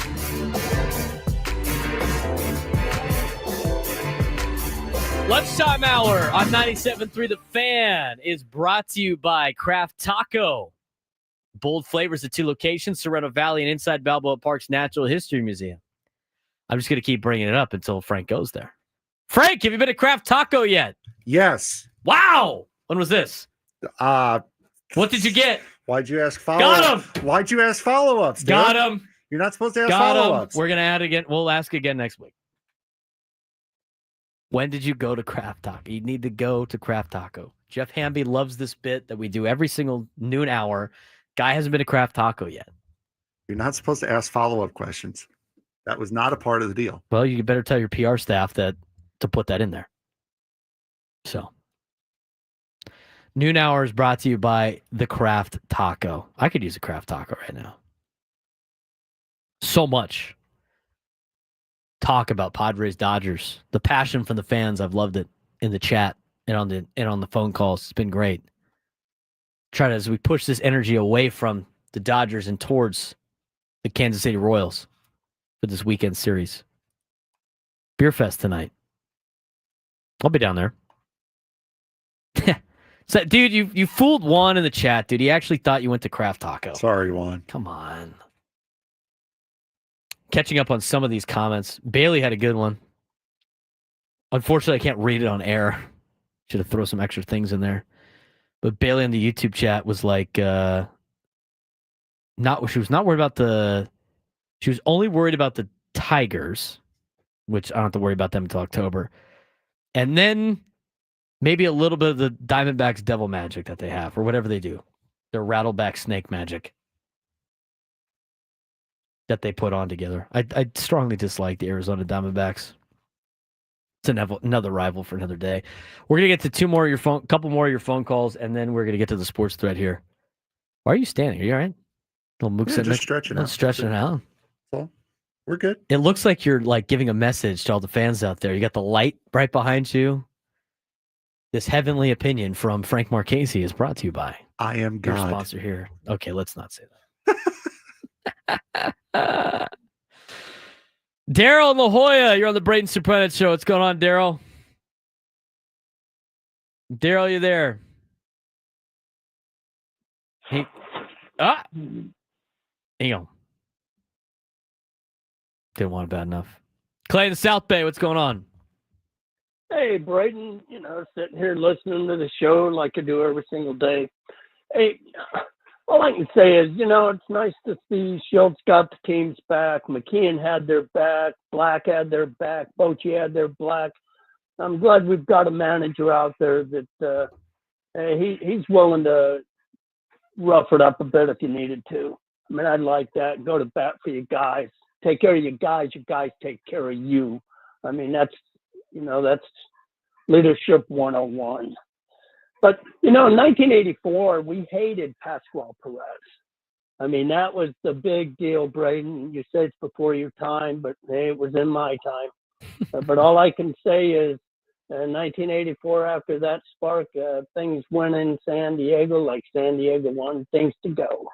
As far as poor Megan, hey, you wear your clothes to the game. You got to take some ridicule. But yeah, it's probably wrong if people say they want to set your clothes on fire. But, just bear with it. It's, maybe it was just one bad fan. And, hey, it could have been a Dodger fan. You never know.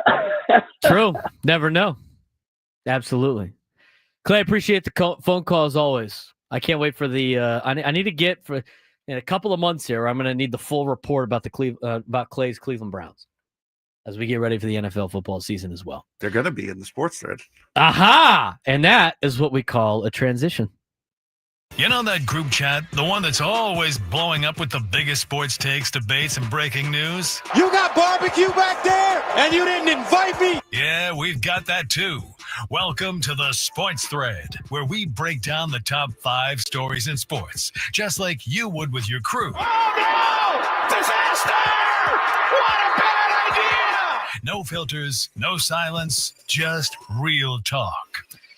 All right, Frank, time for the sports thread. We usually do this to end the 11 o'clock hour, but so many phone calls, a lot to talk about with Padres and Dodgers. You can follow Frank Marchese at FMarks with a Z, FMARKZ, like Marchese, 324 on social media. He's got some bangers in there every once in a while. And man, was he ready to incite some problems with Xander Bogaerts' 4-for-4 night that we'll talk about later on this hour. But it's time to talk about everything else in the sports world that did not involve Dave Roberts and Mike Schilt. Here's Frank Marchese. All right, we will start with the NFL, but it will not be with the Cleveland Browns. So before we get to that, here it is. Number 1. Former superstar running back Adrian Peterson got into a little bit of a scuffle with a competitor during a poker tournament. Video courtesy of the best investigative reporters on the planet, TMZ, show Peterson getting upset over a dispute about the hand that was being played when Peterson and the other player got up, started yelling at each other, and then eventually began throwing fists. Is it anything other than disappointing and sad when a former pro athlete gets into stuff like this? Gets into fistfights or playing poker?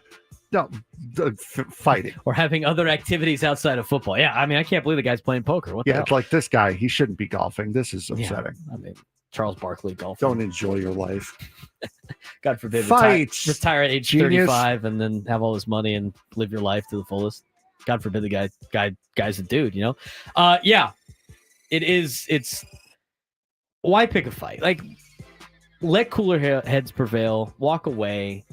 We know you're better than this dude. There's always somebody better out there. Like, I don't know why. Like, if you were at that state in your life after being a very accomplished running back in the National Football League, why get into the mud with everybody else? Why pull the Los Angeles Dodgers and get into the mud with everybody else? Yeah. Makes no sense. No, I agree. Just walk away. 100%. By the way, number 1.5, Sammy Sosa's at Wrigley Field today for the first time since he was banned back in 2004. He was just in the booth. Wow. For Marquee. What's the lying about steroids? I know, but I know why he was banned. Like, why is he back? What's the occasion? He apologized and they welcomed him back, and today was his first day back. Nice. Can't wait for Sammy Sosa bobblehead night in 2 weeks. Yeah, there you go. Number 2. Now we get to the Brownies. Shedeur Sanders is finding a home in Cleveland, Ohio, and he's finding it fast. Unfortunately, it's a little too fast for Ohio State troopers. Sanders was sighted doing 101 miles an hour in a 60 zone earlier this week. But according to Medina Municipal Court records, Sanders was also cited back on June 5th for doing 91 in a 65. The second citation came to light because he reportedly missed his court date on Monday for the first speeding offense. Is this not one of the most predictable starts to an NFL career that anyone could have imagined? Well, I mean, this is the case for a lot of athletes, right? I mean, a lot of, especially young athletes, right? They think they're untouchable and they think they're indestructible. And so they do things like this. I mean, going 100 miles an hour in your cool new car is probably not the safest. 101. There's a difference. Well, these on highways, I mean, 65 zone. It's not like it's on a highway going way too fast. I mean, yeah, slow it down. They don't need to be in a rush or anything like that. Slow it down. He was the only one too, wasn't there? Somebody in Indiana? I think so. Was it Zach Edey? Yeah, Zach Edey. Yeah. Just got popped for going the same thing. It was the same thing. It was like 101 miles an hour. Slow down. Just slow down. They have so much. The thing is, it's like they feel like they're indestructible and they have so much to lose. They have so much to lose. Well, that, and also you put into the fact that Shedeur Sanders has been pumped up by his father his whole entire life, so he's got some superiority complex. He has to. Yeah. Done twice for speeding in 1 month. At least it didn't. Nobody escalated the problems. Got the speeding tickets. Move on. Right. Exactly. Number 3. A very scary moment in Tampa Bay last night as Rays reliever Hunter Biggie was hit with a foul ball in the Rays dugout. Adley Rutschman fouled a ball into the dugout during the 7th inning last night at 105 miles an hour and caught Biggie square in the face. Biggie was stretchered off the field after a delay, but not before he was able to give several thumbs up before going. Biggie is already on the 15-day DL for a latch strain. I'm sure this will be labeled as a recovery setback. What is this more a product of? Them playing in a minor league ballpark and not having adequate protection, or just flat bad luck? I'd say it's bad luck. I agree. I'm going to go with the bad luck on this one. Yeah, that's just awful. You never want to see it. Did you have a story about Altoona today, the mascot? No, I did not. What a missed opportunity. Yep. Was it the flying squirrel? Yes. It was the flying squirrels that did that. We'll get to that in a second here. Number 4. More not good news. A video has been going around from the Pittsburgh Pirates-Detroit Tigers doubleheader, but nothing from what you would have seen on television. Fan video from left field shows Pirate reliever Dennis Santana jumping against the back of the bullpen, trying to take swings at fans that were leaning over the rail. Not much more has been said about the incident beyond the video showing it. Obviously not a good look from Dennis Santana, but knowing fans being fans, are you willing to give him the benefit of the doubt until we know what the fan or fans said? Yeah, I mean, you should never really fight with the fans. Agreed. I mean, you have to try your best to not let it get under your skin. And Tommy Pham also had an issue with a Yes. fan yesterday. Tommy Pham has issues with a lot of fans. Yes. That one you saw on TV. Yeah. I don't know how you, being a play-by-play guy, like, oh, yeah, okay. Tommy doesn't like that guy. I think you got to wait to hear what the fans said. I think nowadays it's different because fans are emboldened to say some outlandish things, like just diabolical, outlandish things. Like, I'm not mad like when Jaron Duran almost went in the stands to fight that guy that said the things about his particular darkest moment of his life. Like that, I don't know how you can control people from like just wearing that. Right. So fans need to understand that these are still human beings. If you want to have some fun and talk a little smack in a fun way, I think I'm all for it. But at the same time, like personal attacks on these players, knowing that you would, as Tommy Pham has said, and I agree with it, would never say to this person to their face without the protection of like the stands and security. If you're not going to say it, then you should never say it. I mean, because there's consequences to your actions. Yep. That's why I'm really not upset by Dennis Santana's reaction to it, because the fan had to have said something to get him to that point. And I'm waiting to know what that something was before I start saying, yeah, Dennis, you're kind of a dope for that. Number 5. The number 18 recruit in the country is off the board, and he is on his way to Oregon. Jet Washington is a 5-star safety from Las Vegas who committed to the Quackers yesterday. Washington had narrowed his choices down to Oregon, USC, and Alabama, and went on official visits to each school over the last several weeks. He is the number 2 safety in the nation and the number 1 recruit to come out of Las Vegas. Out of Nevada, pardon me. One thing I haven't mentioned about Washington is that he is the nephew of Kobe Bryant. Wow. With Kobe's LA influence, are you surprised that he did not go to USC? And as a matter of fact, USC was 3rd on that list between the last 3 that he ended up choosing between. Not surprised. I coach high school football. These kids don't want to go to SC. They don't. Oregon's cool. Like, they like the uniforms and stuff. They have more swag than USC does. USC Pretty colors. Understand this. Everybody in college right now is not alive for Reggie Bush at SC. One of the kids I coached at Cathedral is sitting in on our show. How old are you, Tyler? 17. What year were you born? 2007. He just graduated high school. You know what he didn't see? Reggie Bush at USC. You know what he grew up with? SC being awful. Why would any high school kid go to USC? And their fans get all incensed all the time. Well, we're SC. You have been SC, brother, since 05. That is kind of the one thing that you don't think about when recruiting kids is what were they around to see? Because that is going to shape the future of your program also. What did they grow up watching? Oregon. During Tyler's lifetime, the best school on the West Coast for football has been Oregon. Why would you go to SC? Yeah, like I would not have gone to USC for O.J. Simpson. Right. Like I would have gone for Reggie Bush.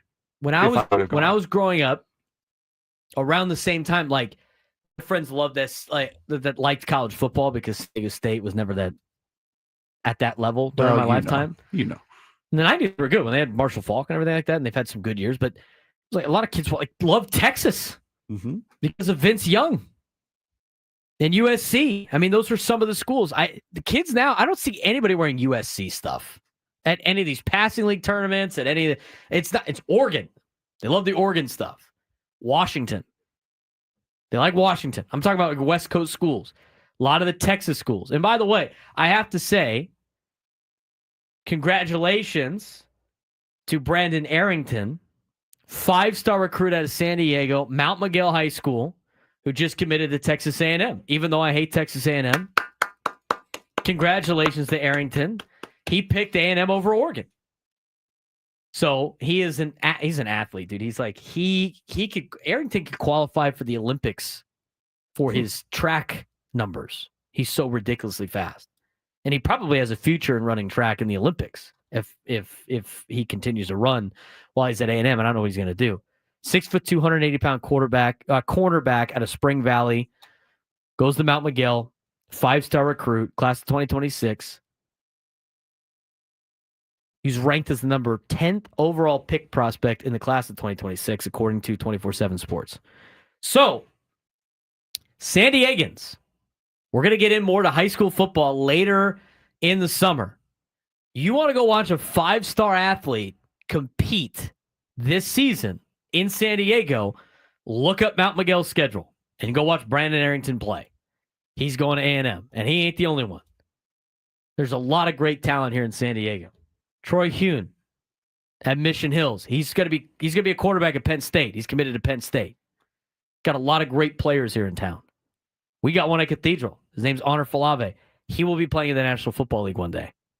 He doesn't know it, but he will with his natural instincts. He's got like 30 offers. He's only a junior.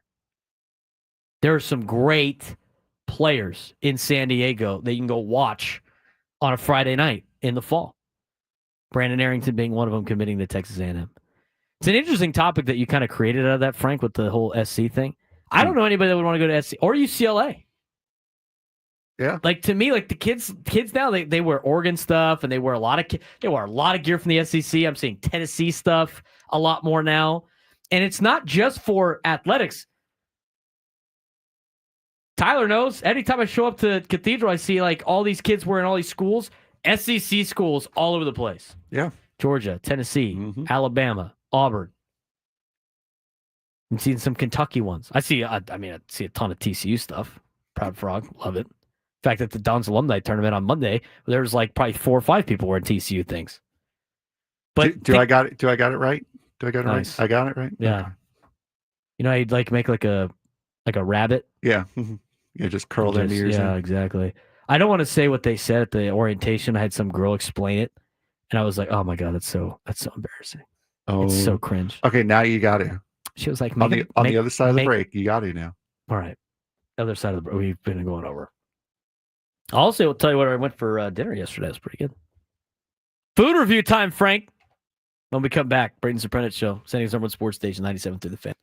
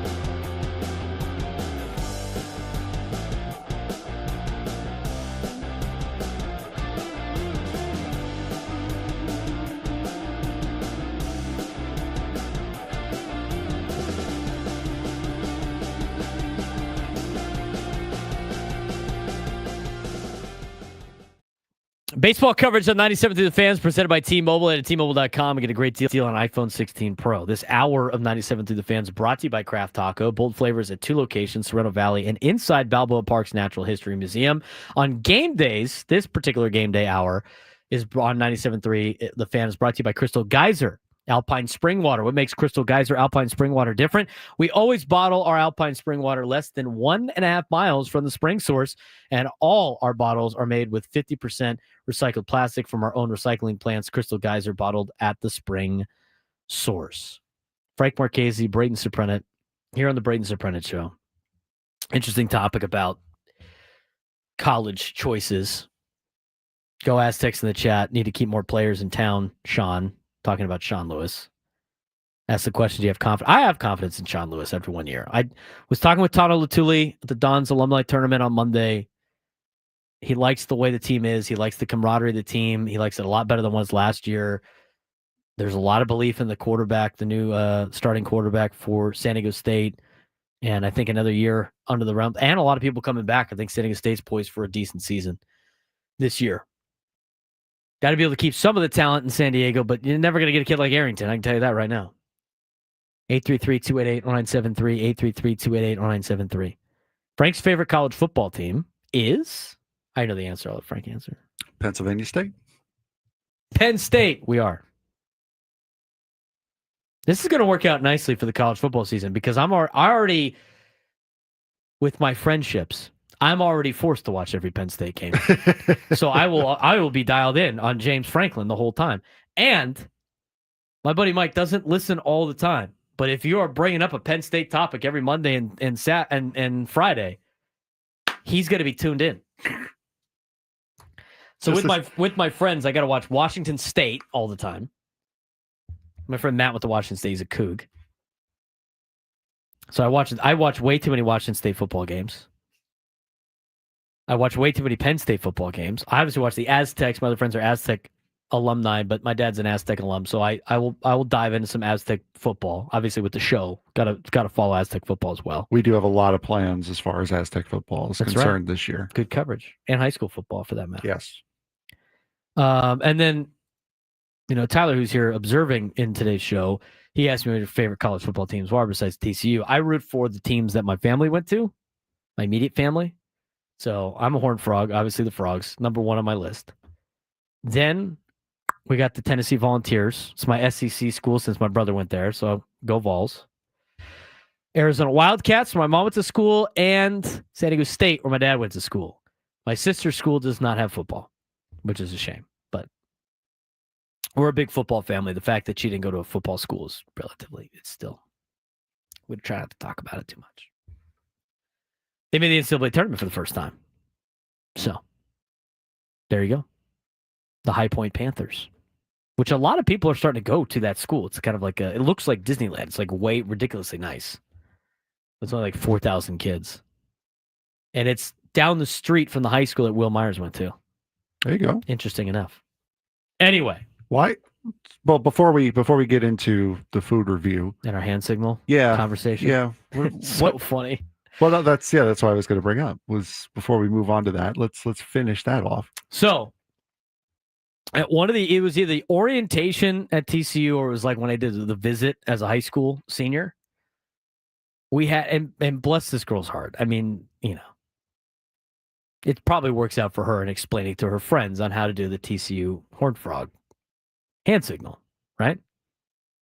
See how it's like kind of squunched. It's not like this. Like when people do that, it's pony up. That's SMU. That's TCU, gotcha. right? And let's say people can't do it. Like some people just can't. They do this a lot. And it's like all over the place. I don't know why it's so difficult. But a lot of people weren't able to get it on this orientation. So she's like, and she's like over peppy, like just overly like about TCU. Like I love my school and everything like that. But she's just like, this is so great. Everything's great. But you know what she was doing the second you guys all left, right? I hate this place. God, I hate this place so much. Just ripped a lung dart outside of the man. Another one of these. So I'm like, okay, I got to hear this girl's explanation on how to do it. I could do it first. It's not difficult. Frank, And it took you like 2 seconds to do it, right? It's not difficult to do. It's not. And so there are people that can't do it. So she was like, okay, so excited. She was like, okay, so what you're going to do is you're going to make a bunny. That's already, I mean, saying bunny over rabbit is just, okay. But you have to do it. I mean, you have to let's go through the process here. Let's go through the process. Make a bunny. And then you're going to make him fierce. And I was like, oh my God. How are we respected out of any school in Texas? Make a bunny and then make him fierce, she says. And there is your horned frog hand signal. Are we really doing this? Is this all the dudes on the tour? And here's the thing, TCU is 65% women that go to that school. All the guys were like, oh my God. Do I have to do it? Mom's hitting the kid on the back of the head. You wanted to go here.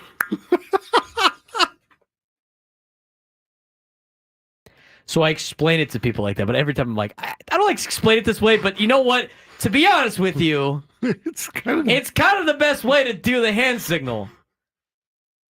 Frank, make a bunny and then make it fair. Go ahead. Just go. You understand now. You get it now. So, there you go. Make a bunny and then make him mad that you called him a bunny. There you go. Everybody's asking if we have an update on Tatis. Have you seen anything yet, Frank? I have not seen anything. I've been combing through Twitter. I have a very strong feeling because typically, media's allowed in the clubhouse at 3? Our official time today is media VIP gates open at 2. Clubhouse is open to the media at 3:15. Okay, You're not going to know anything until 3:15. Yeah, exactly. I wouldn't expect anything until the media is allowed in the clubhouse. So, yes. Because people are going to ask all day long. And I'm telling you right now, the way the Padres are, they're not putting anything out until they get asked. And when they get asked, it's going to be very vague. And again, actions over words. He's either going to be in the lineup or he's not. When you see that, maybe. Lineup might be out late today because of those particular things. I honestly I don't think he's going to be in the lineup today. I don't think so either. But I thought Iglesias was done for a while. Oh, dang it. Camera. I thought Iglesias was going to be done for a while, and he wasn't. So stay positive on that. I'm sure there's people that know where Tatis lives is trying to where's he at? What's going on? The TCU Fierce Bunny is better than the Horned Frogs. I disagree with that, Diesel. But yes, that was kind of the deal on the explanation. And I was telling these guys, I was like, every school has a hand signal in Texas. I know all Giga Aggies, which is actually an anti-TCU thing. Texas is this. If anybody says is that, just always do that. It's always this. It's down. Horns down, always. But they have one. Texas Tech Red Raiders, Sikkim Bears, Pony Up. I'm sure UNT's got one in Texas State and Texas Rio Grande Valley. Couldn't tell you what they are. UTEP. I know Houston. Oh, yeah. I think it's Pick'em. I think, yeah, that makes sense. But then also UTSA is like this, the runners. It's like a road runner. But they all they go the runners for UTSA. Couldn't tell you what Rice was or Houston. I'm sure Houston has a hand signal. We haven't played them enough in the Big 12. I wasn't alive for the Southwest Conference. Couldn't tell you what it was. If you're a Houston alum, go ahead, put it in the chat. I don't care. Houston Cougars roar. They go Cougs. They go COOGS for Cougs, as opposed to go Cougs for Washington State and BYU with OUGS. They go COOGS. Cougs. Good. So to anyone who is looking to go to college, do not go to Houston because they do not know how to spell. No, they don't. That's why it took them so long to get in the Big 12. There you go. Really good at basketball, though. I think I got the spelling grades up. With the Cougs. It's cool. Like dogs, DAWGS. It's called being cool, Frank. Being cool outweighs being good at spelling. Yeah, you learn that in high school, especially very quickly. You're telling me the guy that won the spelling bee ain't talking shop with everybody around in the school courtyard? Nah, dude. Not the coolest guy. Or he's a spelling bee champ. I'm not good at spelling, so I don't. They are not hanging a banner for the senior spelling bee champion in high school. When we come back, I'll let you know where we went to dinner last night. Food review time, Frank. We talked about everything else. Food review time. In the final hour of the show, we're going to talk more Padres baseball. In fact, we will after we talk a little bit about the food review. We don't have any tickets to give away, do we? No ticket giveaway. We do not. We do need a contestant for today's midday sports standoff to potentially get you qualified for a chance to win our grand prize. Celebrate summer with a spa and pool getaway at Resorts World Las Vegas, some of the largest elevated pool complex on the Strip. You'll receive a 2-night stay at Resorts World Las Vegas. Dine poolside at one of the 5 unique pool experiences and experience the ultimate in relaxation and wellness at Awana Spa, one of the largest co-ed spa facilities in Sin City. To book your summer stay, please visit rwlasvegas.com. If you call in, take me down some sports trivia, you will win today's contest, and you will qualify for a chance to win a grand prize. Have a spa and pool getaway at Resorts World Las Vegas. 833-288-0973, 833-288-0973. Talk about that and a burger spot in town that was pretty good last night on the Braden Surprenant Show, San Diego's #1 sports station, 97.3 The Fan.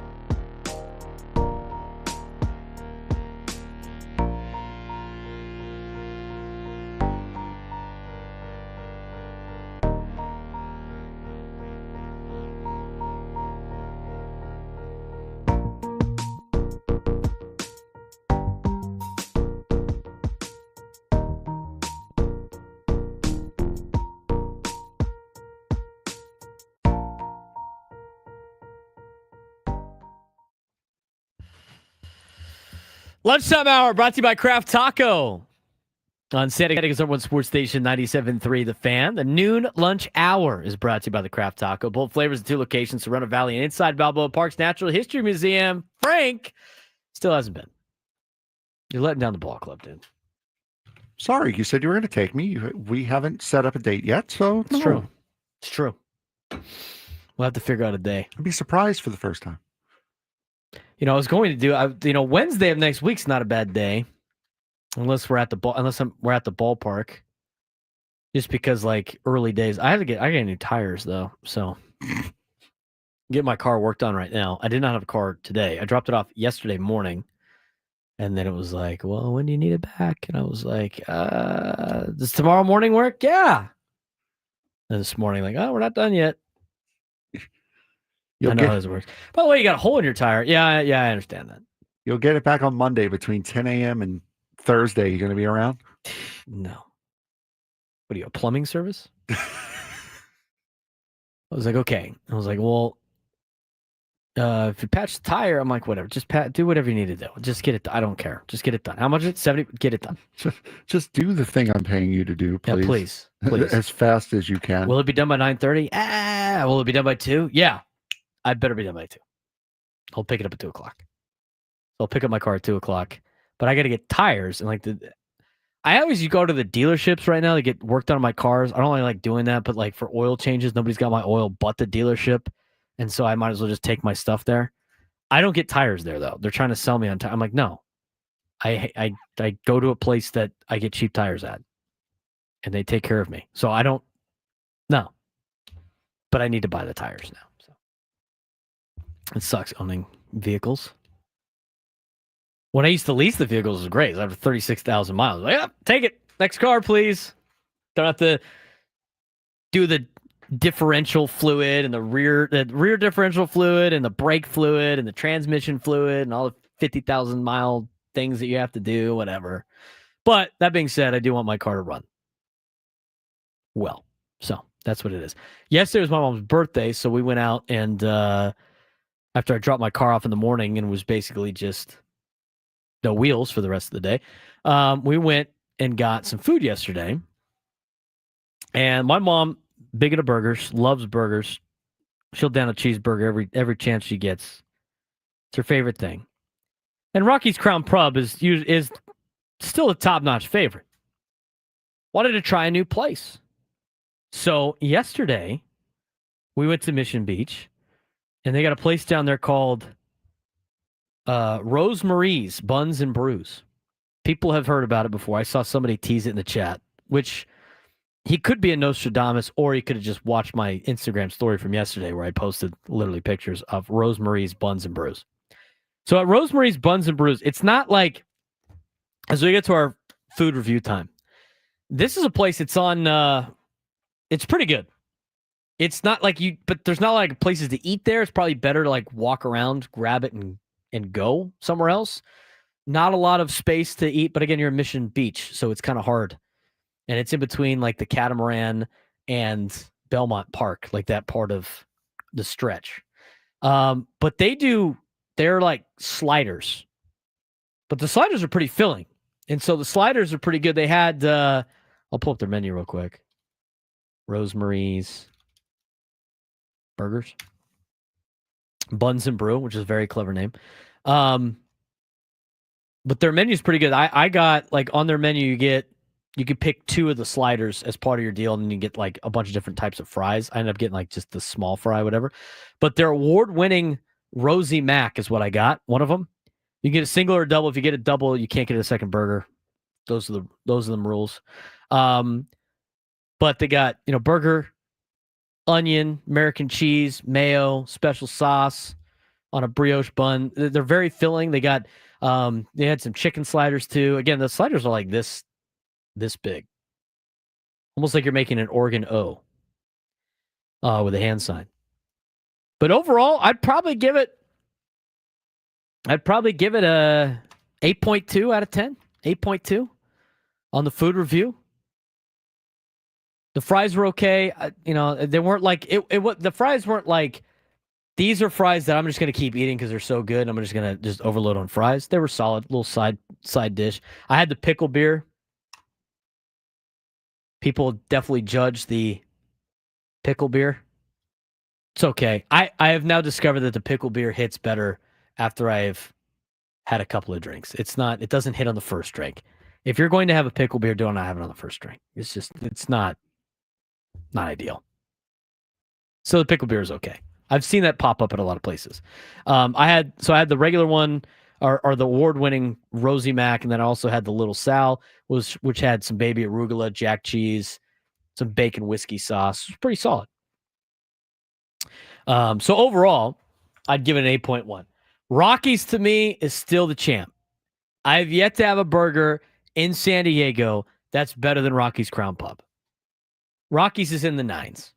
Somebody's like, what's Rockies if that's an 8.1 or 8.2, whatever. I think you give it 8.1. Rocky's Crown Pub is still the top burger place on my burger rankings here in town. I'm open for suggestions. So is Frank. We'd love to go try a lot of these places and give you our reviews. Overall, the atmosphere was cool. I thought it was a nice spot. If you're in Mission Beach and you're going to the beach, or maybe you're staying in Mission Beach, a little staycation at an Airbnb, you walk around, get yourself a burger at Rosemary's. It was pretty good. Rosemary's Buns and Brews. I thought it was solid. This morning, not as solid, but you know what? I think that's just coming with age of greasy food for me at this point. But I thoroughly enjoyed the burger. Again, they're sliders, but they're kind of filling. The 2 and the fries, I probably could have used one more. Food for thought. When you order them, they say they serve them family style with a bunch of trays. That was 100% true. They had one tray with all the burgers. Then they gave you a bunch of separate trays. You grab your burgers or chicken sandwiches and you move on. But as Go Aztec said, if you want to come to us, we'd love for you to come to us. We'll also go to you. But that was the food review time. I enjoyed it. I thought it was good. So now, Frank, add it to your list of things you got to. We got to pick up the pace here. Yeah, we'll do. Kraft Taco is first, though. Yes. And now it's time for the Midday Sports Standoff. Welcome to Midday Sports Standoff on the Braden Surprenant Show. I can't believe what I'm seeing right now. The ultimate head-to-head battle where sports knowledge and quick thinking collide. It's no good. Are you kidding me? Contestants will go toe-to-toe with Braden in a sports trivia deal where every correct answer brings them closer to victory. Down the sideline! Wow! Unbelievable! But 3 strikes and it's game over. This is not Detroit, man. This is the Super Bowl. Can you outsmart Braden? The Midday Sports Standoff starts now. All right, Frank, who we got playing today? Today, we have David in Del Cerro. David, how you doing today, bud? Good, guys. How you doing today? Good, good. Well, you asked for a hint before, and I told you it would be a sports topic today. That was your hint. Now we're going to get a little bit more specific. There are 6 teams in the Big 4 sports: NBA, MLB, NHL, NFL. There are 6 teams that share the same name. Who are they? So you, David, have the first guess.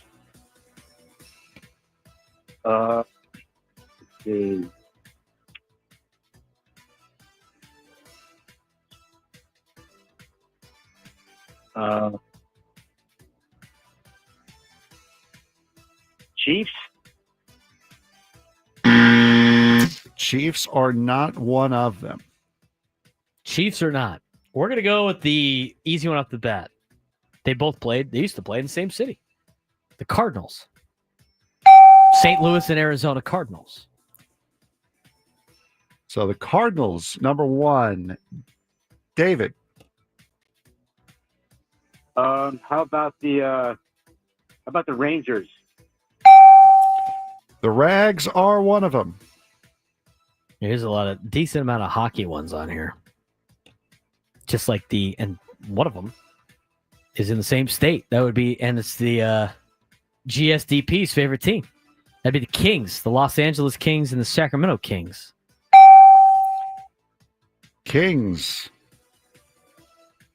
David. Isn't it the Panthers? Panthers are one. Yes, 2 more. Jets, Jets. David, you have to tie this one. If you tie, you still get qualified, but you need to get this one. How about the Giants? We have a tie. Nice. Which means we have a winner. David, stay on the line. I'll get your information during the break. Congratulations, bud. 6 teams were the Cardinals, Jets, Panthers, Kings, Rangers, Giants? Yes. Nice. Well done. Have we done this one before? No, we have not done this one before. I do have to start writing them down because I know I'm going to double up. I'm going to feel like an Frank's idiot. going to be like, oh, this one's really good. I can almost play it out in my head right now. Yeah, so good. We did it last week. Thanks, idiot. Let me ask you this, though. Our guest, Josh Nelson, last week? Yes. Remember? Mm-hmm.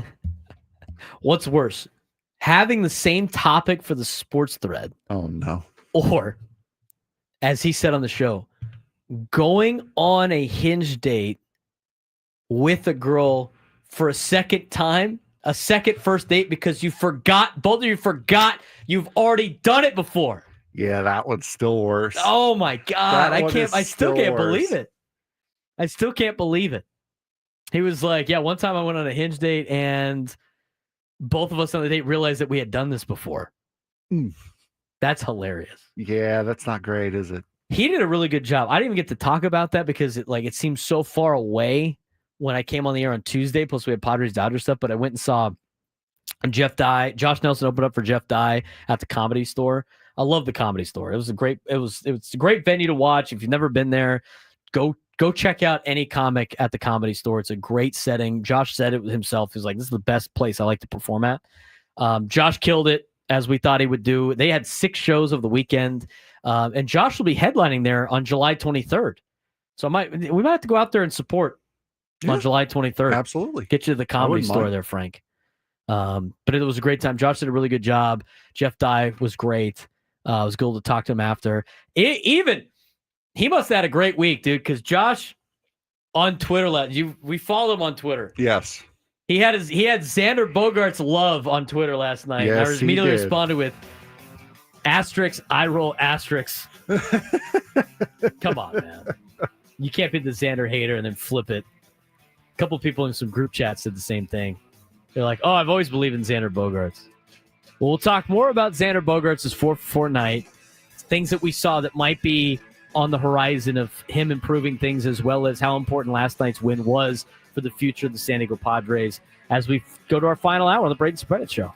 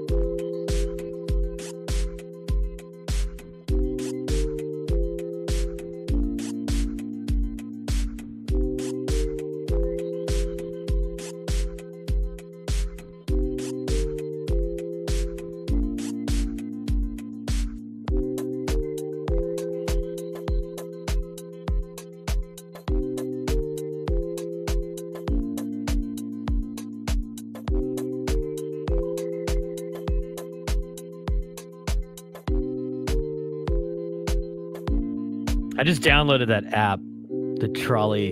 What's it called? Pronto or something like that? Yep, it is. So I'm going to take the trolley down to the game. Good. I haven't done that in a long time. The last time I have an extra $2.50. I don't even know what the trolley cost. What's the trolley even cost? $2.50. I got $2.50 on there.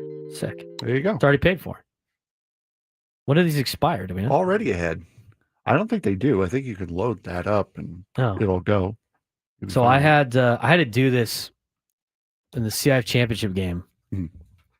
I went down there with the team, obviously, and then we lost our season. We were going to go to state, and my buddies came to support my friends, including my friend that's a Saints guy. He was like, "I'm not wearing any red." I'm like, "Fine, I don't. Whatever, just come for the support." So I had a nice little contingent of Coach Surprenant fans that were there for me, showing the support, which I loved. I really appreciated it. I mean, because it's to get like a bunch of like 20-something-year-olds to go, late 20-year-olds, early 30-year-olds to go to pay money to go to a high school game is like pulling teeth, dude. They're like, why would I go to that? Are they serving booze there? No, probably not. It's a high school game. Oh, why am I even going then? I don't know. Support your friend. So I guilted them into coming. And then after the game, it was like, I'm saying goodbye to a lot of the seniors and everything like that. But at the same time, I was like, I'm exhausted at the end of football seasons because it starts like in the spring and it goes through all of summer. Like we have a passing league tournament tomorrow at Mount Carmel. And then you get through the whole season. And by the time your season finishes, like December, I'm wiped out. Like you're not, even though you're getting sleep in between, your body just goes like deflates. Like it's a long time. The next day of sleep after the season ends, and I remember this from when I was doing video stuff for TCU football. It's just so different. You're traveling, you're going all over the place. Like high school's a lot different. This year we take 2 plane trips for Cathedral. We're going to the Bay Area twice, playing De La Salle and St. Francis. We play St. Francis week 2. I mean, we're gonna jump on a plane second week of the season, and then do it again in the first week of October. But they were like, hey, like, let's go get a drink or whatever like that. I was like, I'm going to go blow off steam. Like, I'm not going to sit in the locker room with a bunch of guys upset about the season being over and everything like that. So I was going to meet up with them. So I was like, oh, I'll get a ride. And they're like, well, we took the trolley. My friend Sam, he lives next to a trolley station, in Mission Valley. So they went to his house, parked, and then jumped on the trolley. So I had to like buy a trolley ticket. And I'm like, how do you do that? I've not ridden the trolley in forever. Again, I live in kind of North County, North City. So like the trolley doesn't go up there. It goes up to UTC now, but there's no spot for me to use the trolley. I'm like, how much does it cost? How do you do this? So we got to download this app. So I downloaded the app. And like, I'm trying to do it in the San Diego State locker room because it's at Snapdragon. I got like no service. I'm trying to punch this in as, post-game speech and all that other stuff, trying to pack up all the stuff. I'm like, well, how do I get out of here? So I finally get it all done. And then the other day I was like, I got to delete this app. When am I going to ever use this again? And then of course today I'm meeting my friend Sam and I'm going to meet at his house. I'm going to take the trolley into the game. So I had to get this app done. That actually was really fast. The first time I signed up for it, it took like 45 minutes to like identify everything. So now I got it. It's $250 to ride the trolley. Yeah. Oh, nice. It's $250. I think it's a 2-hour pass, so you can use that anywhere for as long as you want for 2 hours. Cool. I mean, I'm sure I'll have to like reload it here for the ride back. Yeah, I think it's a minimum $5 reload, I think. Oh, that makes sense. That's why. No wonder I have the $250 left. How do you say that? What do you just wait for somebody to come by on the train, like in Europe? No, or you have to scan it at the platform. Yeah. Figured much. Anyway, so I'll be doing that tonight. I'm going down to Padres-Royals, which will start at 6:40. 5:40, Ecowater SoCal Padres pregame show with Sam Levitt, live from the loft. Gwen and Chris will be on after me here in about 55 minutes or so as we kind of transition from Padres-Dodgers into Padres-Royals. And we're going to have Drake Hills on later on at 1:35, give us a soccer update of the week after San Diego FC took on Minnesota last week. They will be playing Vancouver this week, next Wednesday. They're off on Saturday, correct? Yes, next Wednesday. Club World Cup's been going on, though. The Club World Cup? Yep. First installment of the Club World Cup. And then you have the Gold Cup going on, too, isn't it? Yes. USA won. They beat Saudi Arabia 1-0. I believe so. I know a lot of people are just barking about USA Soccer, so Drake can fill us in on USA Soccer. But let's talk about some of the on-the-field things for the Padres. There's a lot of things on our rundown today we didn't get to. We didn't get to MLB's 14 prime trade candidates and fits. We'll get to that next week. We didn't get into the Jim Bowden trade, in which he says that the Chicago White Sox, in his proposed trade, send Luis Robert to the Padres for Cash Mayfield, Kavaris Tears, and Cobb Hightower. We'll talk about that next week. Again, proposed. People are tuning in at different times. They want to catch the part where I just say, like, oh, Chicago sends Luis Robert Jr. to the Padres.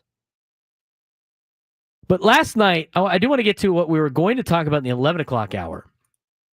And our 11 o'clock hour was brought to you by Amazon. You've got some good news. I've got some great news. Good news is that Prime Day is almost here. The great news, this year, you'll have 4 days to find deals on all of your favorite things. Shop Prime Day July 8th through the 11th.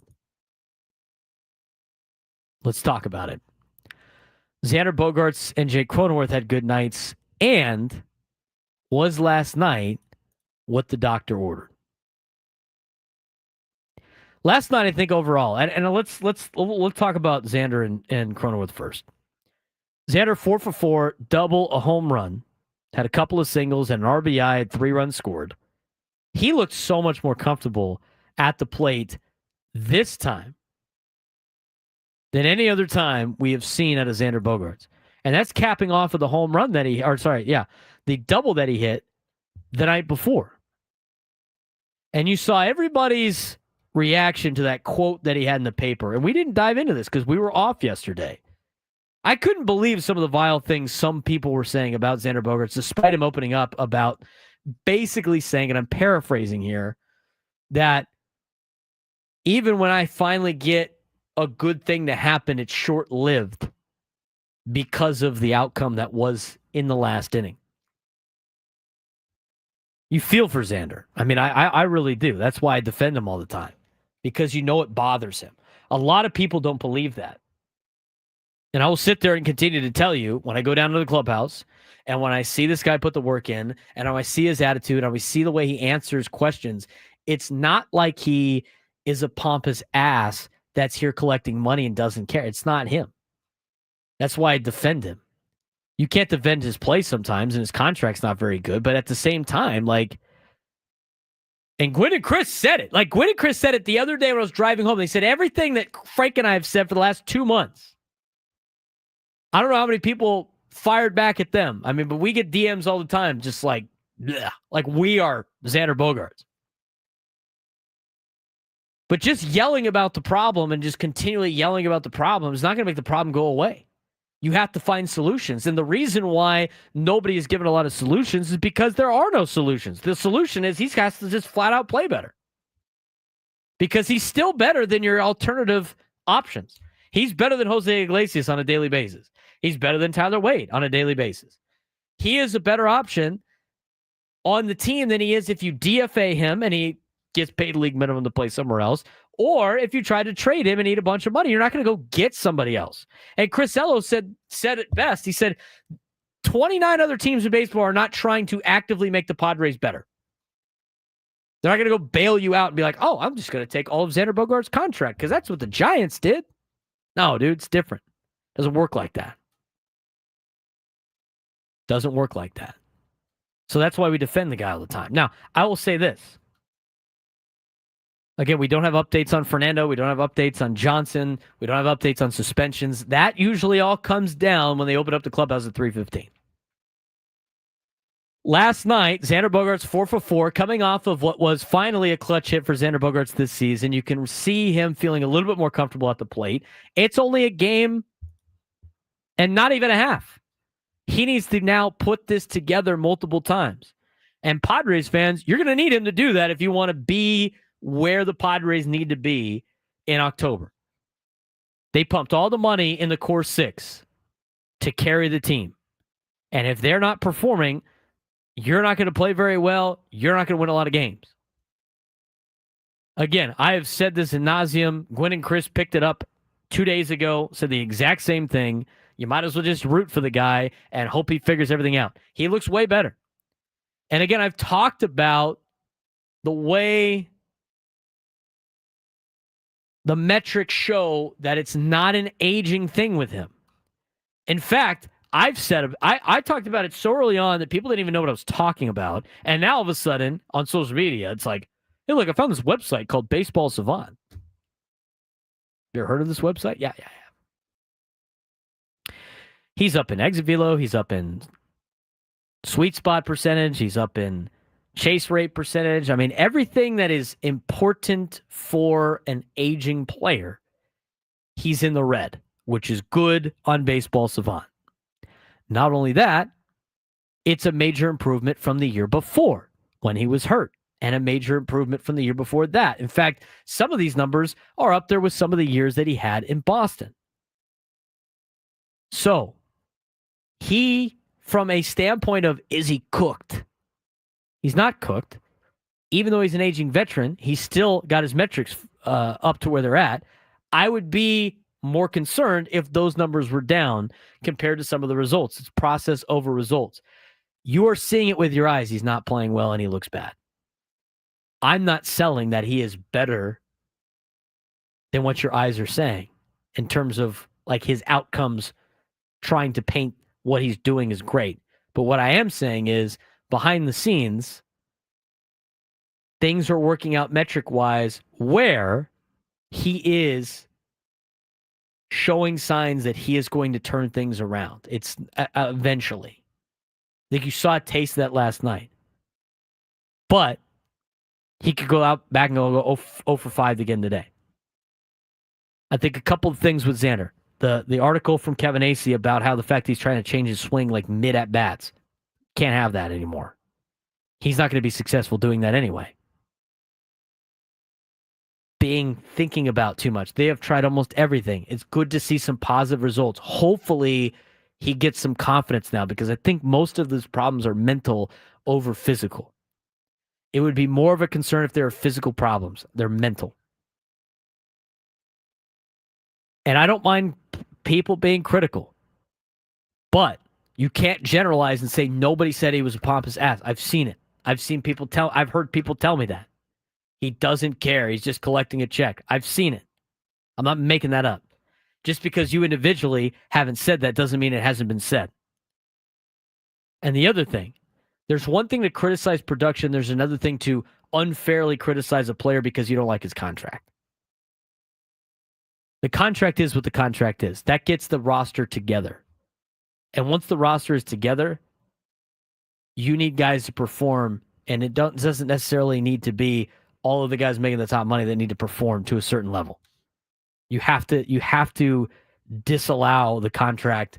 You cannot evaluate players based on their contract, because there's going to be a lot of players playing above their contract, and there's going to be a lot of players playing below their contract. If you want to see if players are playing above or below their contract, go look up on Fangraphs. They have a metric for it. There is only one player on the Padres that is currently playing at his contract level or better, and it's Gavin Sheets. Even Manny Machado is not playing to his expected. He's not playing to his contract. He's playing to about $20-something million. But the way the market is compared to baseball production is two totally different things. So you can't evaluate players based on their contract. And there's a difference between being critical and just being angry for no reason. So, that is the latest on Xander Bogaerts. Jake Cronenworth, who has equally been the same level as Xander Bogaerts with less criticism, started to turn it around yesterday too. And really for this week. 3 for 4 with a double and RBI last night. Bogaerts is 5 for last 5 with a 2 doubles and a home run. Overall, if you look back to that double that he had in the ninth inning to tie the game up for the Padres. Lots of good to talk about when it comes to Xander Bogaerts and Jake Cronenworth. They need to build off that, though, because the Padres, in order to get where they want to be, need to have these players playing at a high level and need to have these players kind of playing lower in the batting order. And the Padres will be a playoff team. Was last night what the doctor ordered. Could this series against the Dodgers, specifically the last inning of last night, have been what the Padres needed to wake up? We're going to get to your phone calls. We're going to answer that question as we continue the final hour of the Braden Surprenant Show on a Friday on San Diego's #1 sports station, 97 through the Fan.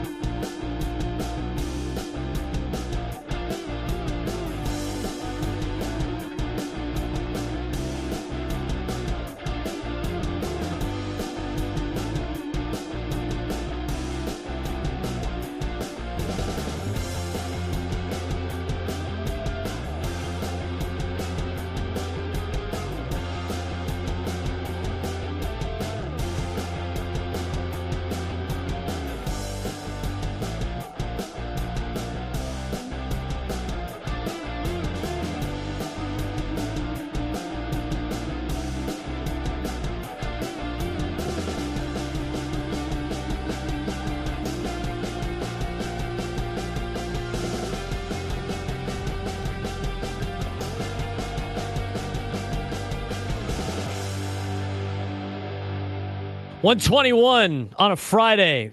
Frank's getting geared up for a big Frank weekend, huh? Huh? Yeah, more or less, I would say. What do we got this weekend? I don't know. What do I got this weekend? It was not my week to watch your schedule for the weekend. I really don't have a plan this Going out weekend. to Petco Park at all? I this weekend? probably will at some point. Maybe tomorrow. Definitely not today, but probably tomorrow. I'm going I'll head out tomorrow. there. Maybe we should do some man on the street stuff tomorrow Definitely could. after the game. Definitely could. It's earlier game too, with Fox being in the. Yeah, it's like a in the mix. 4 something. Yeah, it's 4:10. I have tickets to the game. I was gonna use my parents have seats and tickets, and they were like, "No, do you want to use it?" My dad's got a high school reunion tomorrow. There you go. With the Grossmont Foothillers class of '85. Okay, good on him. So him and his buddies are going to. It's going to be at the. We actually walked past it yesterday. It's like at the women's club or something like that in Mission Beach, which I didn't know was like a historical building down there. Whatever, but it's an event center now, so they're doing the class of '85 Grossmont reunion. So he goes like, "Do you want to use the tickets?" And I said, "Sure, I'll use the tickets." He was at 4, and he was like, "Can you give me a ride to the reunion?" I'm like, "What time's the reunion start?" He's like, 4. I'm like, "No." Then what do I want the tickets for? And he's like, "Well, if I'm giving you the tickets, you should give me a ride." And I was like, "It starts at 4." He's like, "Sounds like perfect timing." I'm like, "Yeah, perfect timing for me to miss the first 4 innings of the game." I got to figure out a way to get him down there, him and my mom. But Uber. it's expensive Uber. He's like, "Good, you can pick us up." Except for the fact that the Padre game is going to be over way before your reunion is over. You know what? Probably. I'm starting to think I shouldn't take these tickets. Yeah, that's it. What's the catch? Hey, you want free tickets? Nobody's using them. Well, if nobody's using them, I'm going to use them. All right, cool. Can you give me a ride? 4 o'clock? I'm sorry? Game's at 4:15. No. You get over there in 15 minutes, right? Yeah, come on now. There you go. So, anyway, that's Saturday. I was thinking, we got to do some man on the street stuff soon. Hamby said he might be down to help us out for Comic-Con. Okay.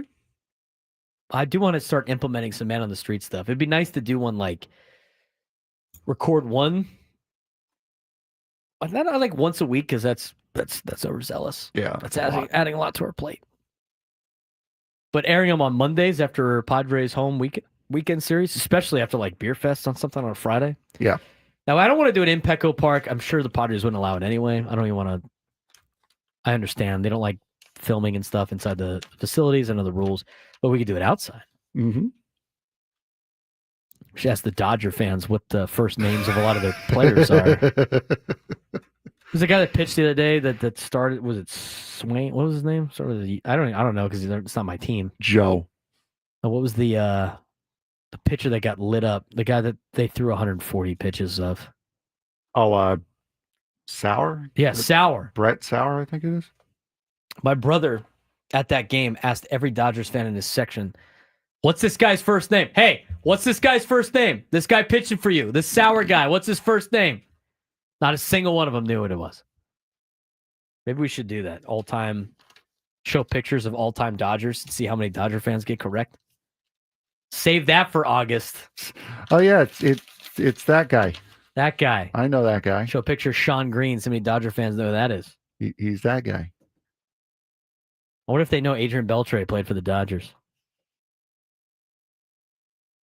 A lot of those. So we might have to do that coming up soon. 833-288-0970. I wanted to do it at the fair. Maybe we could do that at the fair next week. Matt Sauer, by the way. Matt Sauer, thank you. I was not a Dodger right. fan. I don't know. I was right with the 2 T's, but it was Matt, not Brett. We will be shooting content at OTL since we're playing in it. Well, I'm playing in it. Frank, are you going to come? Sure, I'll come. I think you should. Absolutely. We'll have a tent out there. We got a couple of teams. I ordered the shirts. So we have Braden Surprenant Show OTL shirts, 4 over the line on July 12th. I got a couple of teams already going to rep. I got one team is going to rep the pink. My team's going to be a mix of the pink and the blue. Okay.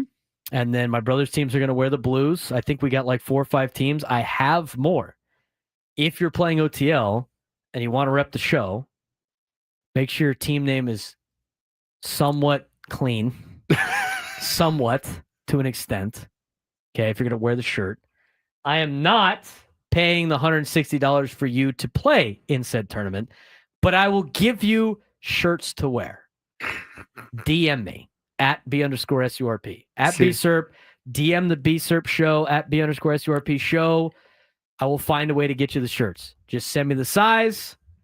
Want pink or blue? When I get them, we'll make it happen. I should be getting the shirts before the 4th of July. I'll be repping it on the 4th of July. Do you think we'll think we have enough time to try to talk Boar's Head into catering for us? It's not a bad idea. If you name your team Frank's Cold Cuts. There it is. I think we're okay. Definitely get the free shirts. Frank's Cold Cuts. Frank Marchese's Cold Cuts. There you go. My team name, I already had to fill it out. My brother's teams haven't come up with a name yet because they want to make it edgy, but also like acceptable to wear the shirts. Our team name, me and my friends, is Braden Surprenant's Wind Sox. There you go. You had to incorporate the Wind Sox. It had to be the Wind Sox. You had to incorporate the Wind Sox. So if you hear that, see what court we're playing on. I don't know how good we're going to be. We hit the other day, worked out pretty well. We'll see. I'm not trying to win the tournament. I'm not even trying to get to the next weekend. In fact, if my team does well enough to get to the next weekend, whoever we play to get to the next weekend, you might be able to take our spot. We don't know yet. So, again, reach out if you want some of those shirts. Let's get back to the phones, and then we're going to take a break. Drake Hills will join us to finish up the show. We'll talk more Padres baseball when we're done with Drake. Brad in Escondido, you're on the Braden Surprenant show. What's going on, Brad? Hey, Braden, longtime caller. Hey, I will say last night watching Xander brought up the Deep South and praise the Lord. My goodness, it was good to see him. I'll tell you, I'm not his biggest fan, but I thought the interview after the game was pretty telling of the character of the guy. That he said, I've never been through this, but I'm working through it, and I think I found it. Because that was the missing piece about Xander was, what was his reaction to all this going on? Because the crowd's against him, and I hope that turned the crowd a little bit last night. I hope so, too. I mean, that's why we've been talking about it on the show. He's working through it. He's trying to. Nobody is more bothered about not performing than Xander Bogaerts. And when the guy knows, you don't need to pile on. It's not going to change anything. If you're having a tough day at your work, if you're having a tough month, week, year, whatever it is, and I go there and just pile on and tell you how much you suck, are you going to be better? Probably not.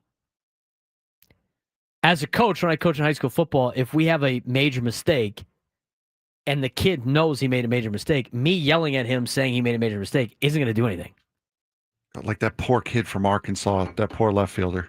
Yeah, we should just yell he sucks at his face. Maybe awful. it changes his attitude a little bit. Maybe he'll start playing better. Like it's not going to work. We have no word on Fernando. We will not have a word on Fernando until at least 3:15. Everybody in the chat. That happens at least once every segment.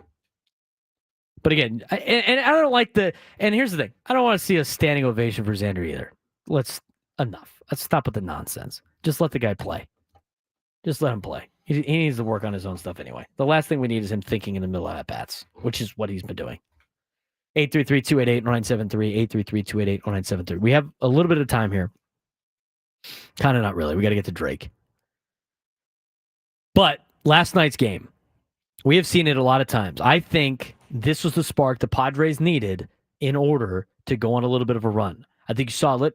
Bailey in the chat brought up last year with the scuffle they had with the Nationals. I think that helped propel the Padres a little bit for a couple of weeks. I saw it so many different times. Those high-level emotional games where you find a way to win and you come together as a team is good. That helps propel teams in Major League Baseball. And really in all sports. It's the human side of a lot of these things. Sometimes you need that to be a spark. And I thought last night was that spark. Seeing Mike Schilt go defend Fernando Tatis Jr., seeing the fire out of a lot of the players, a lot of the fire that you hadn't seen in the Padres-Dodgers series the last couple of weeks. Well, you haven't seen out of the Padres in the last couple of weeks in general. I saw it with USD this year. USD won like a 17-inning game. And some crazy stuff happened. And they were like 6-12 20-something, whatever it was. I can't remember what it was. But they beat UCLA, and it propelled them the rest of the way. Momentum is a huge thing. Momentum is a huge thing. But in order to rely on the momentum, you got to carry that momentum into tonight, and you got to come out swinging tonight. Use yesterday into today. If you don't do that, you will lose it, and you'll have to go back to square one. But you have to build off this. And you're taking on a Royals team that's coming in a little hot right now after they went to Texas. So let's get going. And we'll see what the Padres do.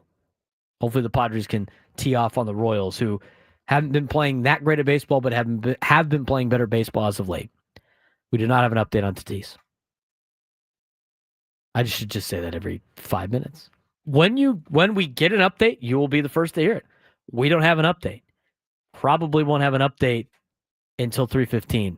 I would imagine at the earliest. Sometimes news leaks a little bit before that, but the media can't even get into Petco Park until at least 2 o'clock. So Gwen and Chris will probably have an update on Fernando Tatis Jr. and Bryce Johnson. Nobody's really asked about Bryce, and Bryce Johnson. And a suspension potentially. They're not putting it out until somebody asks them. Nobody can ask them till at least the minimum 2 o'clock when they open the gates for the media. And then they allow the clubhouse at 3:15. 833-288-0973. 833-288-0973. We will talk a little soccer with Drake Hills when we come back, as well as when we have time at the end of that, preview Padres Royals for the weekend. Frank Marchese, Braden Surprenant Show, San Diego Number Sports Station 97 through the Fan.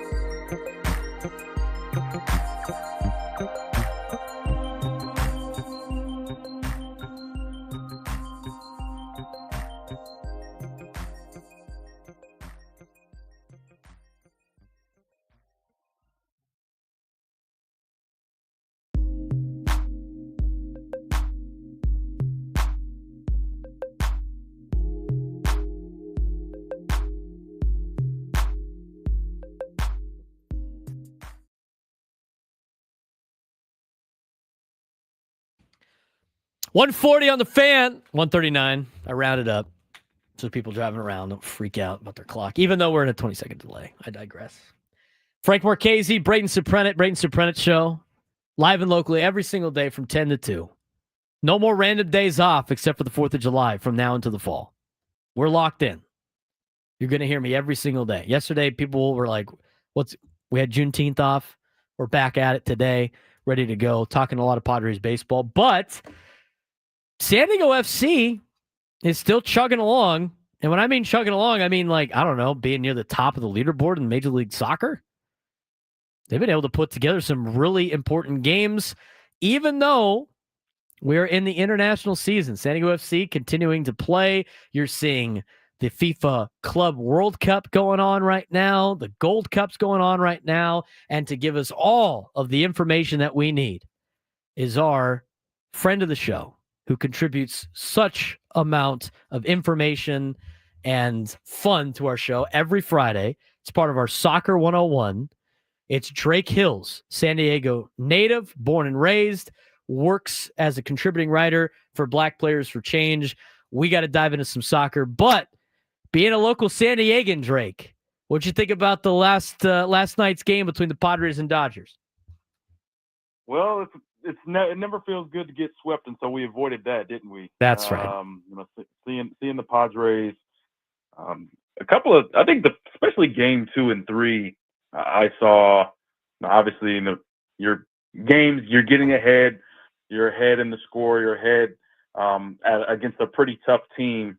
The Dodgers themselves having the woeful bullpen issues and still being able to edge out wins. So game 4, it's a long series. You avoid a sweep. But wow, you get Tatis gets hit. Next thing you know, Ohtani gets hit. But how crazy is that? Have you ever seen that, Braden, as your star player on your team gets hit by a pitch and not only leaves the baseline, but walks towards the opposing dugout to say, "Hey guys, it's okay. Let's relax. We're all here to play. We're all here to play baseball. We're in the big leagues. Let's enjoy it." it was a new sight for me. So I always thought that was something I wouldn't see, but here we are, Dodgers and Padres, the rivalry, and with Ohtani in the middle, kind of being a mediator. Yeah, I think both players handled the getting hit by a pitch very well. I mean, they both knew it was coming at certain points, and they were like, let's just not make this any worse than it needs to be. San Diego FC, Drake, 10-3-5 on the year as we transition back to soccer. They've had a pretty good first year of the season so far. When you talk about the way that they played against Minnesota over the week or last week, now getting ready for Vancouver, what'd you see out of the 4-2 victory for San Diego FC last week? Yeah, that reminded me of that game way back in March, Braden, when San Diego FC went up to Salt Lake and went down early, similar to this Minnesota game, right? Chris McVeigh against Minnesota last weekend, own goal. Lo and behold, obviously we talked about Anders Dreyer last week. He brings you right back level just a few minutes later, but to see them press on after that, because yes, you had Kevin Yeboah score for Minnesota late in the first half, but they kept pushing on. 2-1 wasn't good enough for them. They won in 3-1. They won 4-1.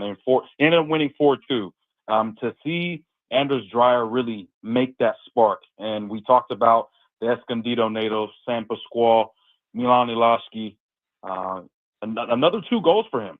The same guy who I think, for me, he really stood out in that last Dallas game a few weeks ago. So you're starting to see some of those guys that we talked about, Braden, that are going to fill in for the Luca De La Torre, who's playing for the U.S. men's national team right now.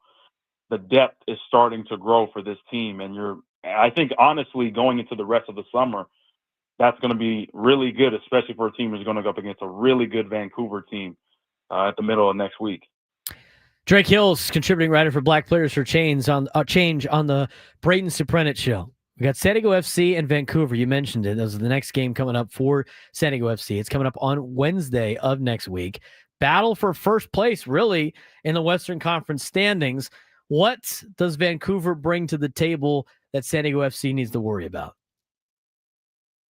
Well, first and foremost, I think they have some really top players. Obviously, some of those guys are going to be missing because they're playing for Canada, but also the U.S. men's national team. But someone like Brian White, he's a New York Red Bulls, former New York Red Bulls guy who's come over to the Whitecaps. He scored. He's got a bag of goals with him, but they're going to be missing Jaden Nelson. They've only lost 2 games as well, so they know how to manage games. These 2 teams, the only 2 teams in the conference that have 10 wins apiece. I think it's going to be an incredible preview of potentially what we may see in October, November, should San Diego FC really impress us with an actual postseason run. But I think that with this team, it's going to be Vancouver's offense against San Diego's defense. Chris McVeigh, Patty McNair, CJ Dos Santos, that communication is going to be key, because someone like Brian White, who wants to run at you, wants to be getting behind, he wants to link up and connect with his teammates to play the ball behind the defense to try and catch you sleeping. So communication is going to be key for San Diego FC's defense, but it's going to be a great preview. And I think for San Diego FC fans, this is the game of the summer for sure. Let's talk a little bit about the FIFA Club World Cup for 2025. It's going on right now. Obviously, there's a handful of MLS clubs in there. We haven't really taken too much of a deep dive into this as part of our Soccer 101. We have talked about all of the different leagues you could potentially compete in at the same time. Obviously, with MLS teams competing in this right now, it could set up for a future for San Diego FC. So explain for us how this Club World Cup works, and what are some of the fun parts about being a part of this, and how does San Diego FC be a part of this in the future? Yeah, so the Club World Cup is essentially a centralized FIFA-governed tournament that brings together all of the best club teams that have been crowned champions of their continents, right? So we hear the buzzword. Every continent these days has a Champions League. Obviously, the most important one, we talked about it, I guess that must have been last week, Braden, when we talked about the UEFA Champions League, which UEFA oversees the European competition. Here in North America, we talked about CONCACAF. In South America, you have CONMEBOL. You also have the essentially the governing body of CAF that oversees Africa. And then you also have Oceania. You have Asia as well.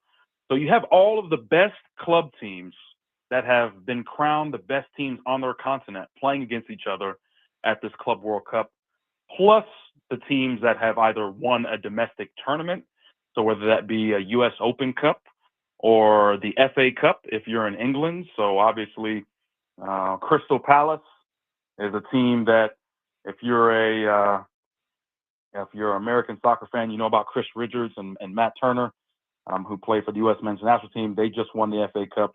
So that's an example of teams that can play for this tournament, and essentially is bragging rights and a rare opportunity for, let's say, a team from LA to play the best team from Africa, which would be Al Ahly from Cairo, Egypt.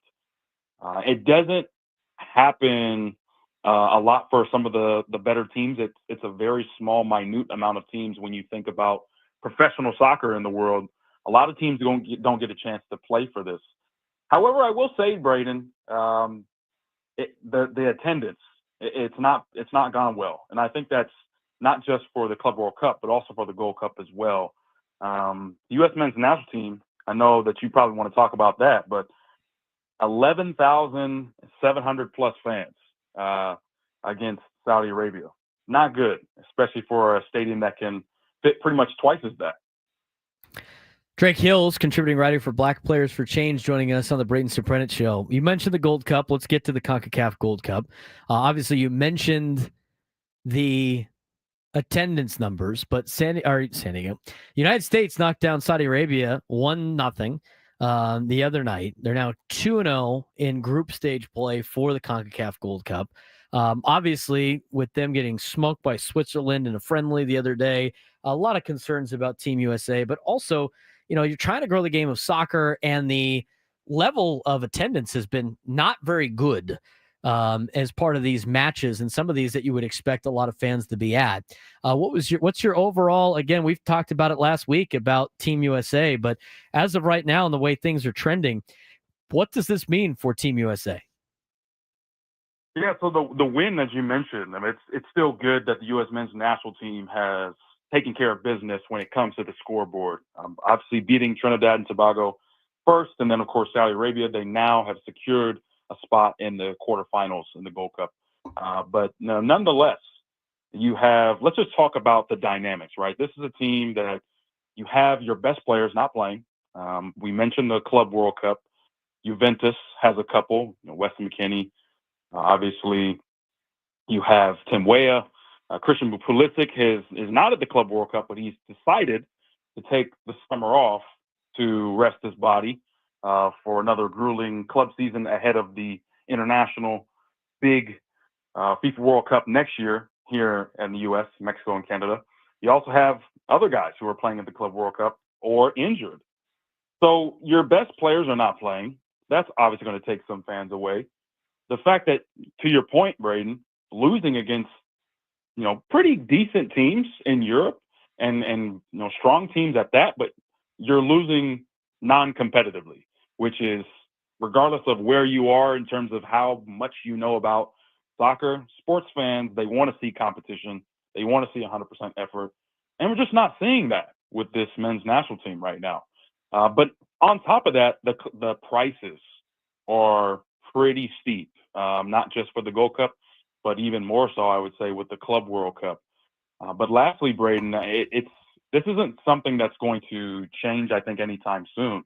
You had the first game in the soccer-specific stadium in San Jose, the second game in Austin at Q2, which is also another soccer-specific stadium. But then on Sunday, the U.S. plays Haiti at Jerry's World. And if you have two games with a combined 24,000 fans over two games, what makes you think you're going to be able to drive a significant crowd in a non-competitive group stage game against Haiti at Jerry's World, one of the largest sporting venues in the country. So I don't think that this is going to change anytime soon. It is quite the concern, not just for the U.S. in terms of its on-field journey, but I think when you think about the product of selling soccer ahead of the FIFA World Cup next year, this is not how they wanted it to go. We appreciate the time as always, Drake. And again, we got so much going on in the soccer world. It's international time. We got the CONCACAF Gold Cup. We have the FIFA Club World Cup, plus San Diego FC is right there at the top of the leaderboard in the Western Conference standings in MLS. Kind of the last thing I wanted to get to, but maybe we'll ask it to you next week, and I'll give you a little homework on this. We talked about at the beginning of the season let's get to the summer to really evaluate the first season of San Diego FC. I can't wait for that answer after almost halfway through this MLS season. Drake, we'll talk about it next week, huh? Yeah, definitely will. Well, looking forward to it, and we'll have to talk about that Vancouver San Diego FC game and maybe a little bit of San Diego Wave, who is also third in the West, third in the NWSL, I should say, on the women's side. So they're doing pretty good themselves. Soccer doing well in America's finest city. Drake, we always appreciate you contributing to the show. We'll look forward to talking next Friday. All right. See you then. Drake Hills joining us on the Braden Surprenant Show, contributing writer for Black Players for Change, who joins us each and every Friday for our Soccer 101. Does a great job in explaining everything. I mean, a lot of this stuff, of course, some of us already know. I know Frank knows a lot about it. What do we got on the FIFA Club World Cup table there? They're only a second game in, I think. They're going through the group stage right now. Let me see if I can pull some of these up. Inter Miami right now, as far as from MLS. Yeah, from MLS would be going. PSG and Real Madrid, I believe, both lost, which was stunning. These a couple days ago, either yesterday or 2 days ago. Benfica and Bayern Munich look like they're going to go through. LAFC right now is in a spot where they are not going to go through. It's still very, very early right now, still in the group stages. It's going to be fun to watch as they continue. We're going to talk more about that next week. We will also dive into the NASCAR story we haven't been able to talk about, and, of course, recap the Padres and the Royals. Talk to you guys all on Monday. For Frank Marchese, I'm Braden Surprenant, Braden Surprenant Show on 97 Through the Fan.